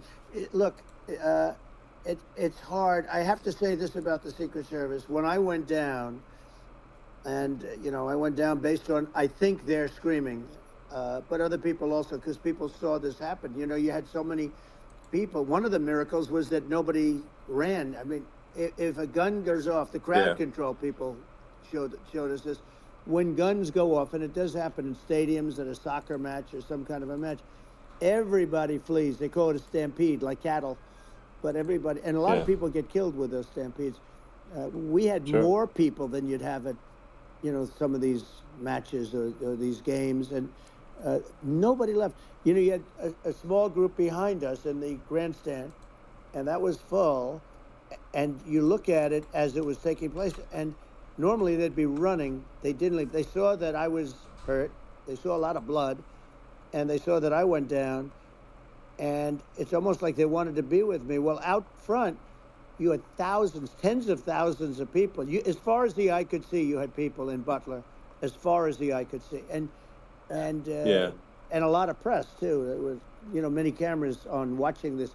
It's what makes it so different, because normally things happen that aren't good, but you never have a picture of it. Here we have all these cameras shooting it, so sort of amazing. But one of the interesting things was that you didn't have anybody flee. You didn't have anybody stampede. Sure. Nobody. And there were some people behind me. They stood up and they're looking like, I mean, I'll tell you, you want to have them in a foxhole with you. I want to meet some of those people, because it's so different from what you heard. But so I was down. But the Secret Service guys, there were bullets flying right over my head. You could hear them go whizzing, and these guys came jumping on top of me, and a young lady, Kate. They moved so fast, and let me tell you, that took tremendous courage. Now, there was a lack of coordination. There was, obviously everybody understands that that building should have been covered. And I mean, that was I the think big that, thing. I mean, looking at the aerial views, that building would be like the #1 spot for a sniper. I mean, it's like if you were to pick, like, what is the favorite place, so if the goal is to assassinate, what's your favorite spot? That building. The You're roof right. of that building would be #1. That would have been the spot. It's like you can ask for a better location. It's like No, #1. that would have been the spot. What people think Yeah. is when the local policeman, who, by the way, he really he did what he was supposed to do. He couldn't hold on any longer. And then when he got Yeah. his head just peeking above, this guy standing there with a gun at his head. And when he fell down again, hurt his ankle very badly, but he was making the calls. But what happened is the firing took place very soon. So what they Yeah. think is that this guy ran to his site, which he had all planned out with the gun. He ran to the site and he started shooting fast, and maybe that's why well, he sort of missed. I mean, he uh, Yeah. But he as you got said, me, but he it would have could have hit. been I mean, could have been a much yeah. bigger problem. But he totally would have hit if you hadn't turned your head. So like there was it was a very near It thing. was a So miracle. If I hadn't turned my head, yeah, I would not be talking to you right now. As much as I like you, exactly. I would not. Yeah, I would well, not be talking to I you. mean, talking to me from another realm, perhaps. Yeah, that's Um, right. We'd be talking from a so different place. But it was a very terrible experience. The Butler Hospital, they did such a great job. The doctors were so good. Everybody was so good. There was a mistake. If somebody knew, because people were hearing that, there was just a bad feeling that there was somebody was around. You know that story now. It's been pretty yeah, well. yeah, And yeah, if somebody could have said, because they've oftentimes said, like there'd be a lightning storm or something. Because I've done, I think over 300. I think I did a lot more than that, but we did a lot. And oftentimes they'll say, "Sir, could you wait 10 minutes, please? Sir, could you wait 20 minutes? There's a storm overhead or lightning or something, right?" And yeah, that happens yeah, often. And this would have been a perfect time for that to have happened, but it yeah. didn't. It didn't get coordinated. That was the problem. Well, it was your I think your actions in the heat of a fire, and like what I found admirable there was that you can't fake bravery under such circumstances. The courage is instinctual or it is not. It's not a rehearsed action. And so I just want to say that I think a lot of people admire your courage under fire there. And Well, yeah, so thank you very yeah, much. I appreciate it. I didn't think of it. I just wanted to get up and I wanted to stand up. I wanted to let people know, I felt I was good when they were on top of me, covering me, actually, very much covering me and very bravely. But I wanted to get up. I said, I want to get up. And they wanted, they have everything there. They wanted stretcher. I didn't like the stretcher, and I knew I was hit in the ear, but I knew I wasn't hit anywhere else. They felt I was hit someplace else yeah, because it was such a lot of blood, and they were sure that I was hit someplace else. And they were saying, "Sir, you were hit in more than the ear." I said, "Nope, I was hit in the ear. I want to get up. Let me get up." And so I got up, and the crowd didn't know what to think. I mean, this was so many people, and you could see they were confused. They didn't know what to think, and I wanted to let them know I was okay. It was very important for me to let them yeah, know that, and they went wild. You've seen the after. They didn't go wild when I yeah, got up because they didn't know, was I alive. You really couldn't tell when I stood up before the fist in the air. Uh, they didn't know if I was alive. Nobody did. And when I put the fist up, they were just relieved and happy and thrilled, and the place went crazy. It was pretty amazing. yeah. It was a Well, terrible thing, but it it was was really nice. incredibly moving. Yeah. Um, well, and I mean, speaking of the sort of slide that got you to turn that saved your life, really, was the illegal immigration Right. slide. Maybe this, That's right. maybe this is worth talking about that, It since was. It was. that slide You're saved your right. life, No, basically. the illegal immigration saved my life. You're right, but and I I had to know be at that's that exact angle. I mean, that's a great one. Saved by illegal You know immigration. the That's incredible thing though, when you talk about the odds, you had to be exactly at that angle. But the incredible yeah, thing is that the chart I used it less than 20% of the time. It was just a moment. yeah, It's always on my left, never my right, and it's always at the end of the speech. So here yeah, we have it. It's on the right, not the left. It's at the beginning, not the end. And even the people that put it up, they were unprepared, and they did a great job. They got it up immediately, fortunately. But I looked to the right, and the bullet came whizzing by, hitting my ear. So it was amazing. But when you think of the odds of that, and Yeah, yeah, that normally you wouldn't use it. Normally I wouldn't have the thing, and then it would yeah, have been a very different story. It's very much, I say, an act of God. It's a miracle that it happened, and I'm sure. honored by it. I'm honored by it. Well, what were you about to say about illegal immigration before you were rudely interrupted with a Well, I was bullet? going to say how good the numbers were. By the way, we're going back to Butler, and we're going to go Great. back in October. We're all set up, and the people are fantastic in Butler. It's a great area. Great, these are incredible people. Like the three that, in the case of Corey, killed, and the other two, the families are. I got to know them a little bit, and the families are great. But we're going back to Butler, and I think I'll probably start by saying, as I was saying, As you were prior to saying, being so horribly so, interrupted, yeah, but yeah. So rudely interrupted by an yeah, assassination so I was. attempt. But no, but the chart, Some people have no manners. Elon, the chart was just a chart that in my last week we had the best illegal immigration numbers, meaning stopping. It was at the lowest. You've seen the chart. It's become quite a famous Yeah, chart, yeah, but that was the lowest yeah, point ever recorded. It was a really, I mean, I was very proud of those numbers. And then you see what happened with these people, Kamala and Joe. You see what happened. They just let it go. I had remain in Mexico policies. I had all these different policies that was so good. Uh, Guys like Tom Homan and Brandon Judd from Border Patrol. These are all people that they've been on television. They says the best numbers we've ever had. We had so many different checks, catch and release in Mexico, not the United. We had catch and release in the United States. We had it in Mexico. We had so many things. We had things where if many people come in there, they have contagious diseases. We had everything passed. If you have a contagious disease, I'm sorry, but we cannot allow you into the country. So we were setting yeah. literally records, and all I was doing is showing that, and I use it sometimes, Sure. and in this case, I'm glad I used it. I can tell you that, but they were fantastic numbers. But I'm going to sleep with that chart always. I'll be sleeping with that chart. That chart was very important for a lot of reasons. Well, I mean, would it be accurate to say that you're supportive of legal immigration, but but we also need to shut down illegal immigration, and especially unvetted illegal Yes. immigration, because and that's not the same as saying that everyone who's an illegal immigrant is bad. In fact, I think most people who are illegal immigrants are actually good, but you can't tell the difference unless there's a solid vetting of who comes across the border. Does that accurately 100%. represent your position? I say it Okay. very simply. They have to come in legally. They have to be checked. Yeah. Because look, Kamala was the border czar. Now she's denying it. Everything that I do, she's saying she was strong on the border. We're going to be strong. Well, she doesn't have to say it. She could close it up right now. They could do things right now. It's horrible.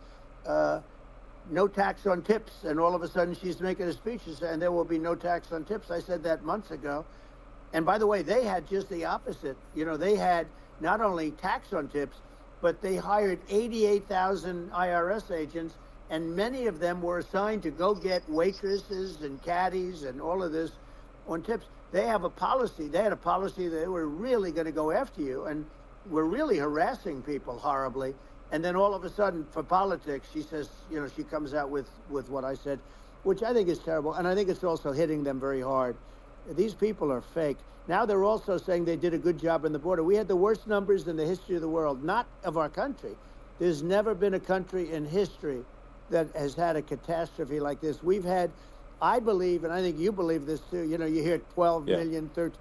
I believe it's over 20 million people came into our country, many Yeah. coming from jails, from prisons, from mental institutions, or a bigger version of that is Yeah. insane asylums, and many are terrorists. And I'll tell you what, they're coming not just from South America, they're coming from Africa, they're coming from all over the world. They're coming from Asia, Yeah. they're coming from the Middle East, they're coming from countries that are stupidly and horribly bombing Israel October 7th.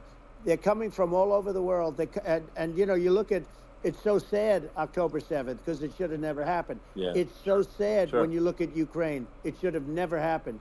We have a defective Yeah. government. These are defective people, and they're not people that should be running it. But where you see it the best is the border, because you have millions of people coming in a month, and then she gets up and she tries to pretend like she's going to do something. She had 3.5 years. And by the way, they have another 5 months that they can do something, but they Yeah. won't do anything. It's all talk. She's No. incompetent and he's incompetent. And frankly, I think that she's more incompetent than he is. And that's saying something, because he's not too good. Yeah. No, I think it is essential to have a secure border. I mean, you're really not a country unless you have a Correct. secure border, and And secure uh, elections, too. you know, yeah, absolutely secure elections, and so it's just essential to have a real border, or we can't function as a country, and our service, our essential services are being overwhelmed in a lot of cities, as we were talking about earlier, I think having a legal immigration process that is smooth and efficient and done well, and speaking as someone who is a legal immigrant, and I think I mean, like one way to think of it is, who do you want on your team? Who do you want on Team America? And I think we want to just say, okay, we want to let in people who are gonna, be great contributors to our society and to our economy, Right. and who do you want on the team? And it's not to say that, like in my opinion, actually, I'd say like probably most of the illegal immigrants actually are actually good, hardworking people. That's my opinion. But some are not, and you just have this sort of adverse selection process where, if somebody's if somebody's like uh, has a career in theft or robbery, I don't understand what's taken them so long to get here, because we're in such a target-rich environment. I mean, why aren't more people who have a career in, bad things coming here sooner? Because it's a piece of cake to go rob, houses in LA or New York, compared to other parts of the world. And in a lot of places in America, if you try to stop the person who's robbing you, you'll be arrested. Yeah. So it's It's right. I mean, what's happening with crime, and our police are so good, but they're not allowed to do their job. But I have to tell you, Elon, I They're hate not. to say, because it's such a downer to say it. I hate to say it. I hate it. But uh, you have a lot of people that just shouldn't be. I think it's a much bigger number than you think. They're I allowing, think you're again, right. they're Yeah. allowing people from their jails. And if you were running one of these countries where they're coming from, you would have had all of them. As an example, Venezuela, their crime is down 72%.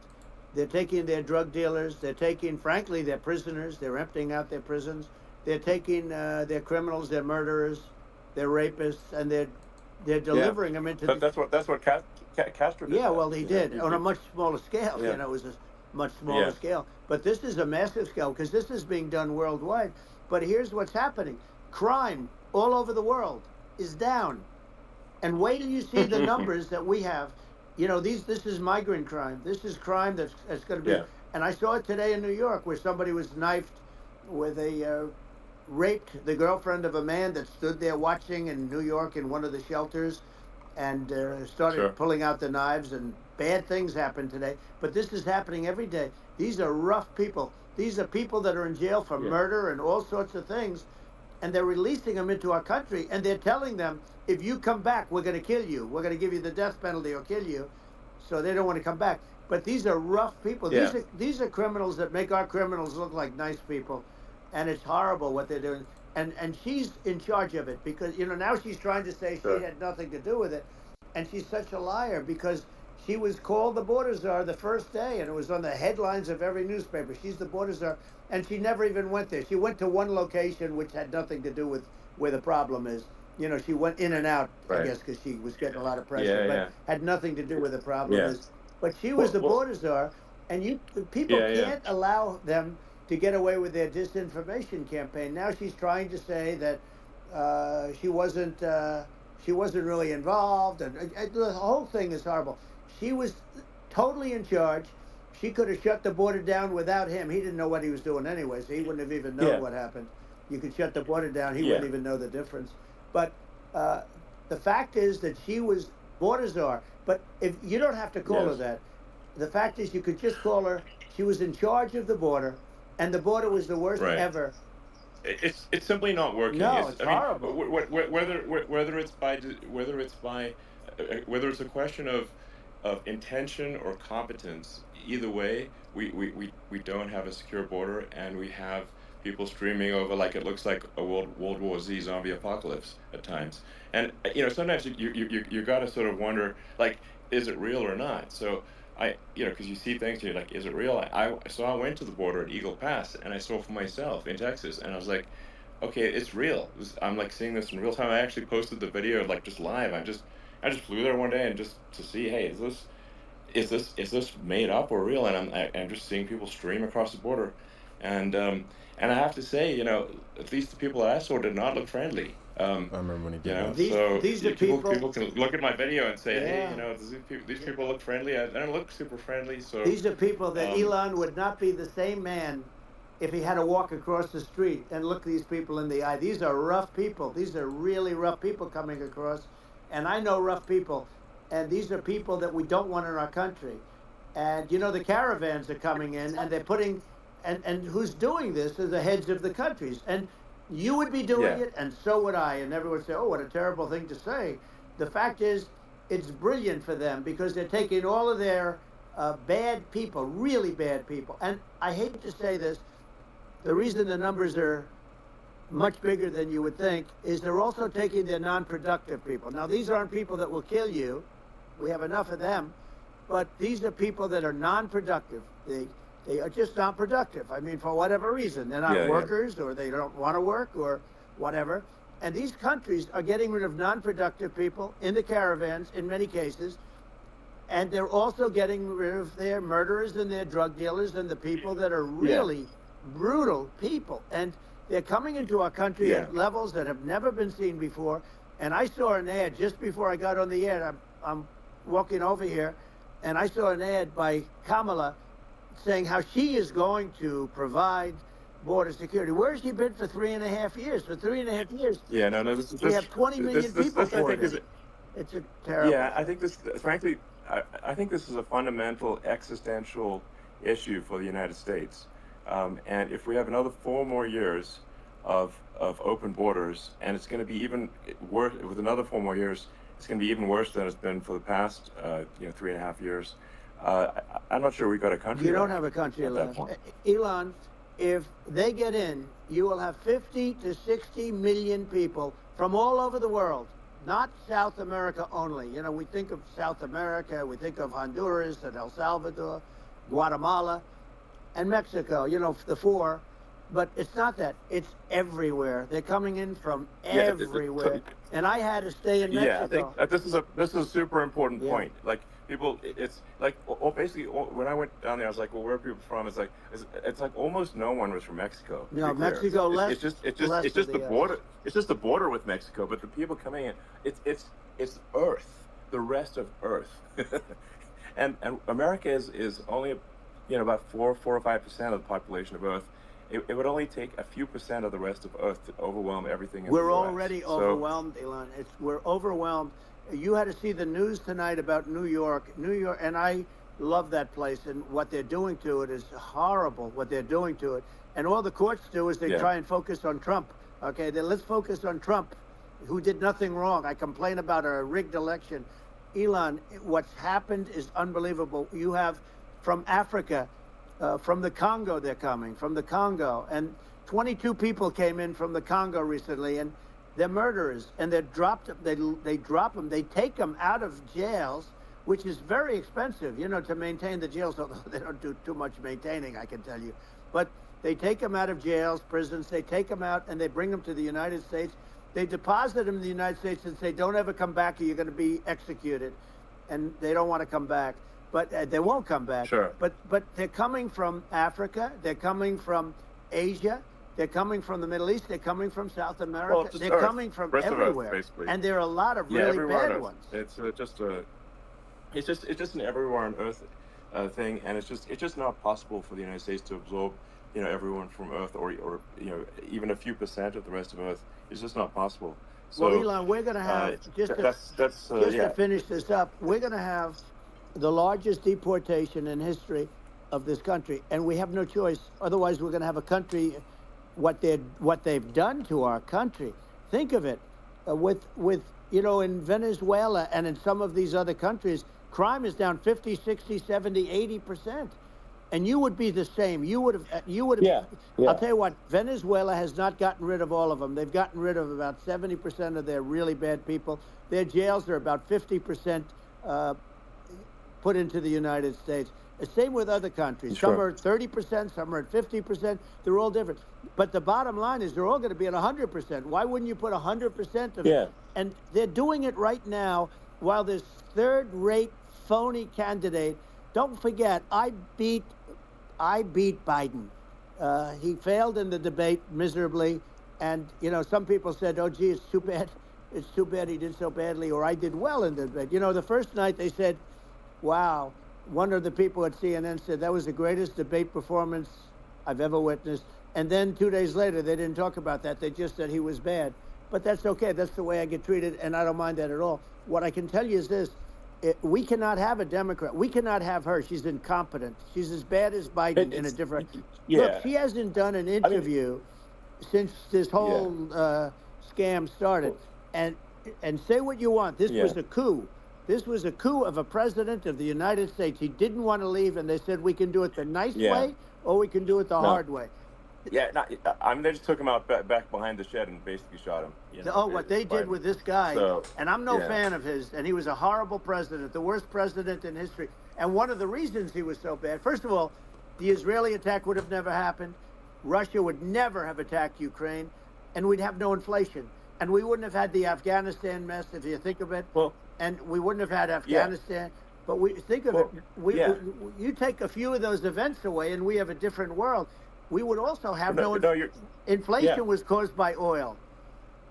Yeah, no. I think you make an excellent point here, which is that when other countries can, that are are thinking about invading or doing bad things, when they're thinking about that, they're thinking about, okay, what's the American president going to do, and do they fear the American president, or is it someone they do not respect and do not fear? And I think they would rightfully be. I mean, look at the footage of the assassination. They're like, okay, President Trump is like, don't mess with me. I mean, that's like, whereas I think people are not going to be, and they obviously have not been at all intimidated by Biden, and they certainly will not be intimidated by Kamala. And you have to really think of that in the context of global security. That if the American president is someone that, like, evil dictators are scared of, that makes a huge difference to the security of the world. So I had a good relationship with Putin, despite the Russia hoax that lasted for over 2 years. Just a hoax created by Hillary Clinton and Adam Shifty Schiff, some just bad people, just sick people, frankly. I mean, Schiff is a sick person. He's going to end up probably being a senator. It's hard to believe. The whole thing is hard to believe. But, they put our country in danger with that stuff, too. They actually, when they make up stories, and you have to fight your way out of it for a long time. But I know Putin very well. I got along with him very well. He respected me, and it's just one of those things. And we would talk a lot about Ukraine. It was the apple of his eye. But I said, don't ever do it. Don't ever do it. I shut down Nord Stream 2. That was the big oil pipeline, the biggest pipeline in the world going all over Europe. I shut it down. Biden came, and then they say, I loved Russia. I was a friend of Putin, and I loved Russia. No. He actually said to me one time, he said, if you're my friend, I'd hate to see you as an enemy. I shut down his pipeline, the biggest pipeline. They were looking at that to fund, and this pathetic president gets in there, and the first thing he did, one of the early things he did, is he shut down Keystone XL pipeline, which is our pipeline, that would have employed 48,000 people, pipeline workers, shuts it down. That was, a massive job that Obama refused to allow. Yeah. I allowed it in my first week because it was jobs and it moved oil. And by the way, in a much more environmentally friendly way. It's underground. It's not a truck that catches on fire or a train that catches on fire. But think of it. He shut down the XL pipeline, the Keystone XL pipeline. Yeah. He shuts that down, and he approves the Russian pipeline. Yeah, it doesn't make any sense. It's like, it's inconsistent.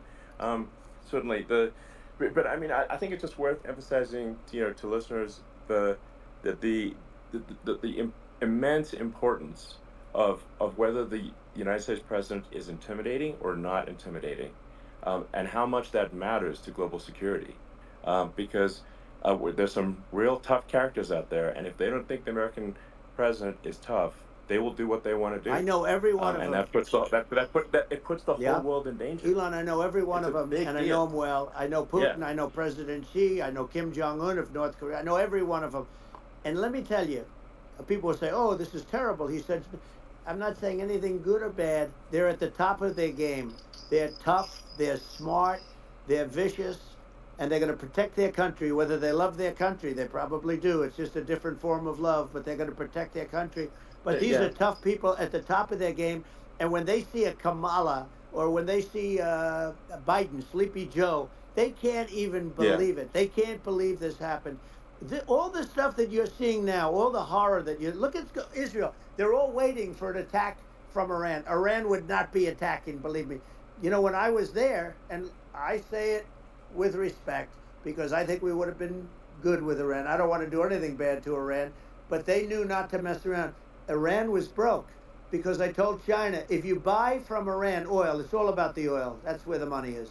But if you buy oil from Iran, you're not going to do any business with the United States. And I meant it. And they said, we'll pass. Yeah. They didn't buy oil. Other countries, likewise. Sure. You want to buy, you're not doing business with the United States.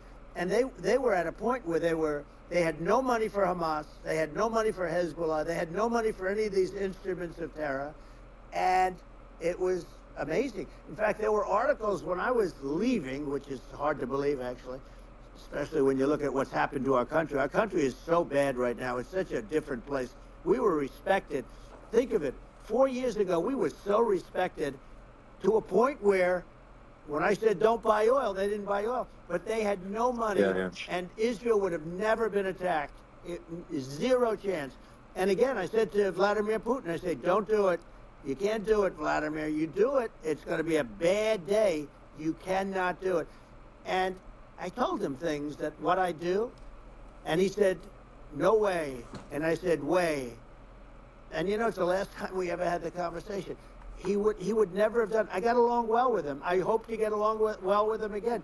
Getting along well with them is a good thing, not a bad thing. I got along well with Kim Jong-un. When I met with President Obama just before entering, it's a sort of a ritual, and I sat down with him and we talked. It was supposed to be for a very short period of time. It turned out to be a long period of time. I said, what's the biggest problem? He said, North Korea.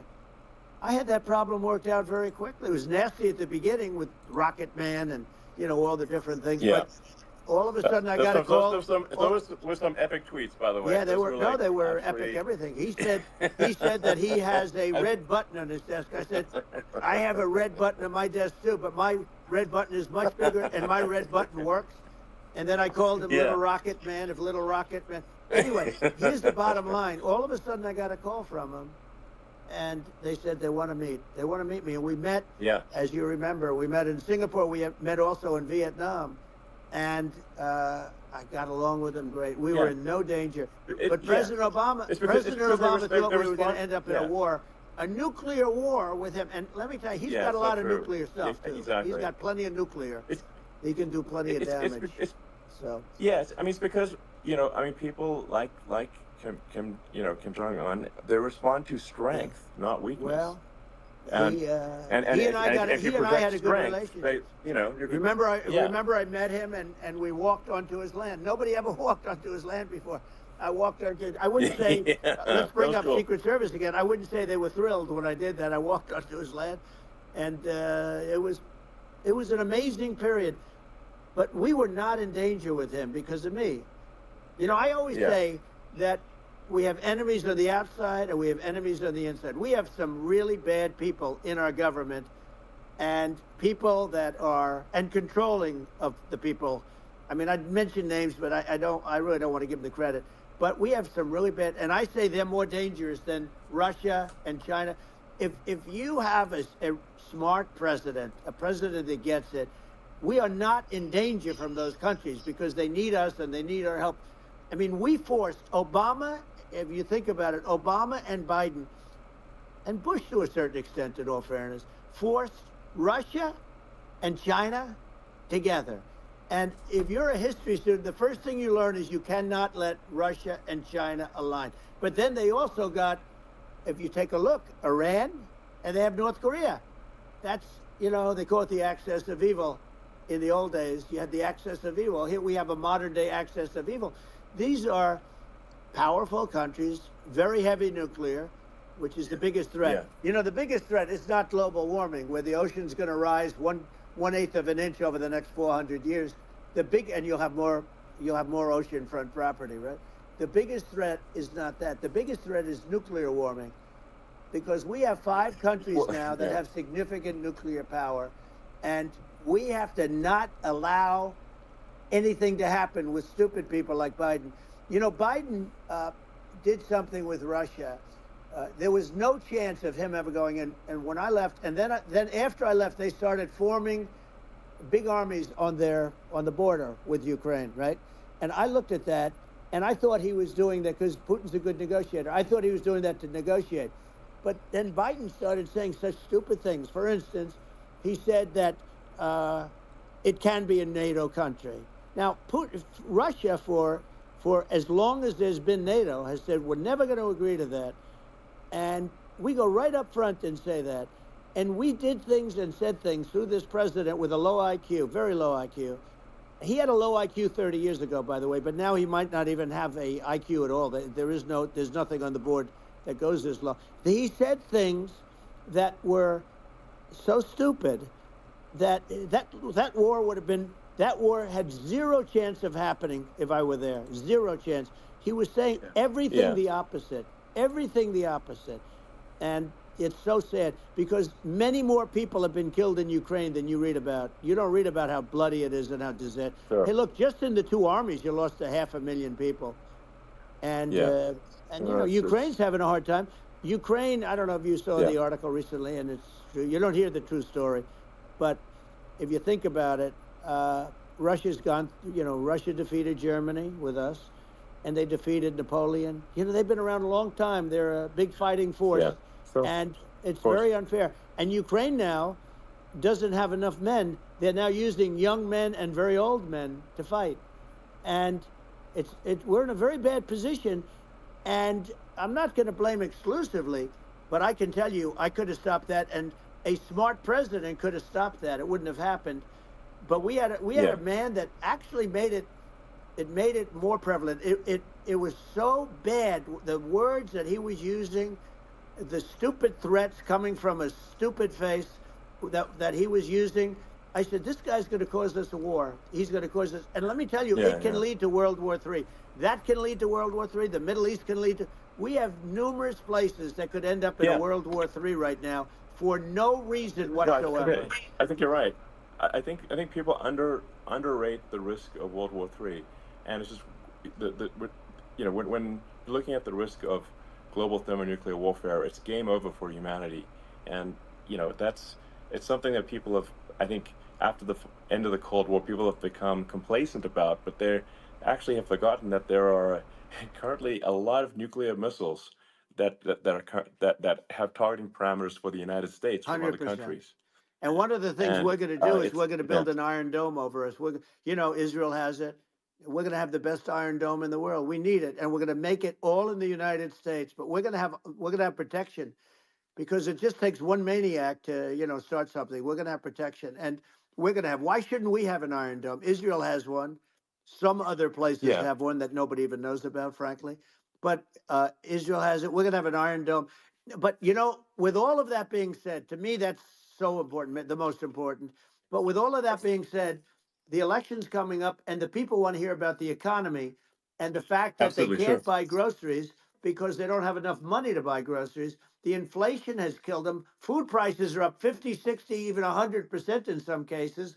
And this stupid administration allowed this to happen. And it's a shame. And that's the thing that people most care about, in my opinion. They care about the border a lot.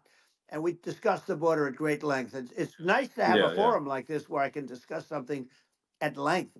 And by the way, you think Biden could do this interview? Do you think that Kamala could do this interview? They would take a pass on No, they you. could not. So they don't need Elon. They don't need Elon screaming out questions. It's pretty sad when you think that somebody that does this for a living can't answer a question or is afraid to do an interview.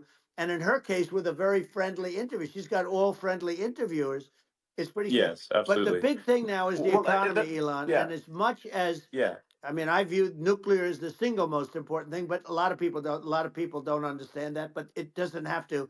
If I understand it, that's all you need. Because if I was president, you're not going to have that kind of a problem. But the thing that they really is making them angry is what Kamala and Biden have allowed to happen to the economy. It's a disaster with inflation. The inflation, it yeah, doesn't matter what you make. The inflation is eating you alive. If you're a worker or if you're just a middle income person, you can't afford.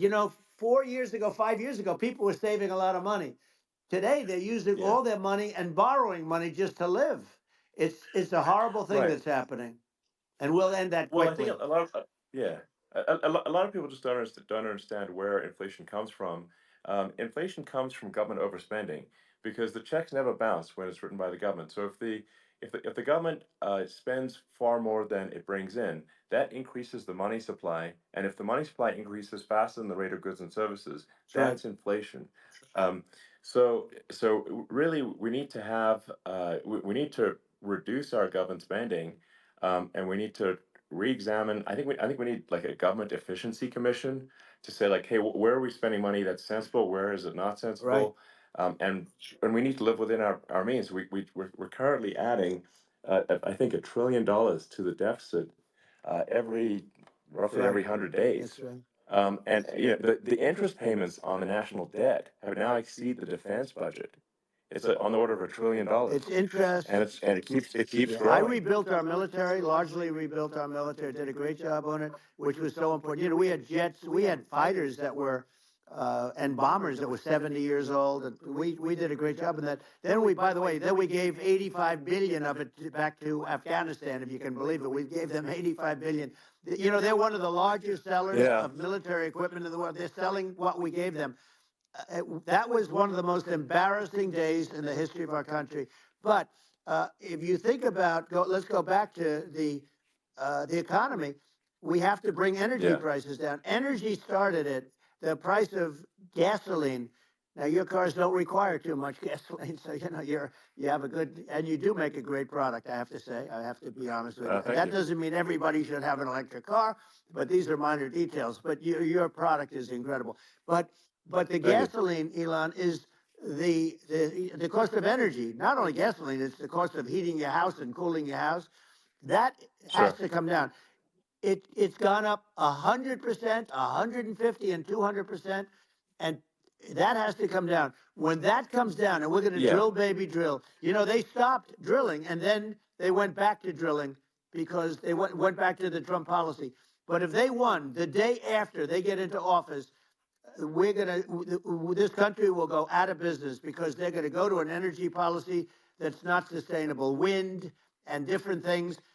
You're not going to have any of that. Yeah. And I know you're a big fan of the AI, and I have to say Yeah. that AI, and this is shocking to me, but AI requires twice the energy that the country already produces for everything. So you're going to have to build. We're going to have to build a lot of energy if our country will be competitive with China, because that's our primary competitor for this on the AI. You're Sure. going to need a lot of Well, I mean, electricity. You're going to need tremendous yeah. electricity, like almost double what we produce now for the whole country, if you can believe it. Sure. Well, just going, back to this, like this basic thing, which that people try to make it sound complicated, but it's not. But inflation is caused by government Right. overspending. Would you agree that we need to take a look at government Yes. spending and have perhaps a government efficiency commission that just tries to make the spending sensible and so the country lives within its means, just like a The person does? waste is incredible, and nobody It negotiates is. prices. You used to have a lot of people making jets, and you end up with two companies, and they'll probably try and merge at some point. I mean, I went through it like Air Force, just a thing like Air Force One. One of the first documents they asked me to sign, a general said, "Sir, will you please sign this document?" And what is it? Air Force One. That's with Boeing, which is basically two planes, two 747s, and the price was Yeah. $5.7 billion for two planes. Now they're Wow. highly sophisticated. That's They're insane. even nicer than your plane, okay, but much more sophisticated. They're very. I won't say what's on it, but they got a lot of stuff on it. Anyway, but it's Sure. 5.7. I That's a crazy It's a number. crazy number, but I said, I'm not going to pay 5.7. I'm not going to do it. I said, who made the deal? Obama and his people. I said, well, then I know the deal's no good. I'm not going to do it. And over a course of about 4 weeks, by my saying I'm not going to do it, I got the price reduced by $1.6 billion for the exact same plane, other than we had a nicer paint job, if you want to know the truth. But for the exact same plane, I saved one. And I said to Boeing, man, you guys must make a lot of money if you can reduce the price by that. But now what I do hear is that they're going back to the Biden administration and wanting big cost overruns, because they see these dopey suckers in there, and they'll end up getting some of the money back. But I shaved it by $1.6 billion for the exact same plane. And you can now take that and multiply that out times thousands of other Exactly. items. And Multiply it by yeah, a the zillion, numbers are and yeah. astronomical. I agree with you. Well, I mean, if so, I think it would be great to just have a government efficiency commission that takes a look at these things and just ensures that the taxpayer money, the taxpayers' hard-earned money, is spent in a good way. And I'd be happy to help out on such a commission I'd love if it. it were formed. Well, you're the greatest cutter. I mean, I look at what you do. You walk in and you just say, "You want to quit?" They go on strike. I won't mention the name of the company, but they go on strike, and you say, "That's okay. You're all gone. You're all gone." So every one of you is gone, and you are the greatest. You would be very good. Oh, you would love it. But if you look at Argentina. Well, I'd be happy to Yeah, by help the way, out. congratulations. I Yeah. just looked at the number of people that are listening to you and I chat. We'll call it a chat. But Yeah. congratulations. This is very good. I mean, it's great. And you're an interesting character. The new head of a place called Argentina, and he's a big, Malay's awesome. he's great. And Yeah. he's a big MAGA fan, that he ran on MAGA. And he took it to an extreme too. He ran on MAGA, and I hear he's doing really a terrific job. It's called Make Argentina Great Again. It worked out perfectly. He came in, he bought a lot of hats, he brought everything, but he's doing a big job. He really cut. And I'm hearing Yeah. they're starting to do pretty well. Inflation's getting down. They had like Yes, exactly. 2,000%. They had inflation like not normal inflation. They had the real deal. But we're going to Yeah. have that pretty soon. We have, I think we Yeah. have the worst inflation we've had in 100 years. They say it's 48 years. I don't believe it. I think we have the worst. They Yeah. don't include a lot of the items that should be included. Yeah. Well, it's just from government overspending and not spending taxpayer money Yeah. effectively, and having just like so many departments, you can't even name them all. And what Malay is doing is he's cutting government spending. He's simplifying things. He's having putting in regulations that make sense, and we're Argentina overnight is experiencing a giant improvement That's in right. prosperity.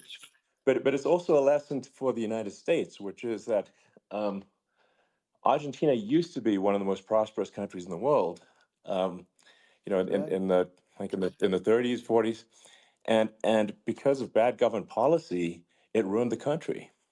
And if you take Venezuela, for example, Venezuela should be incredibly prosperous.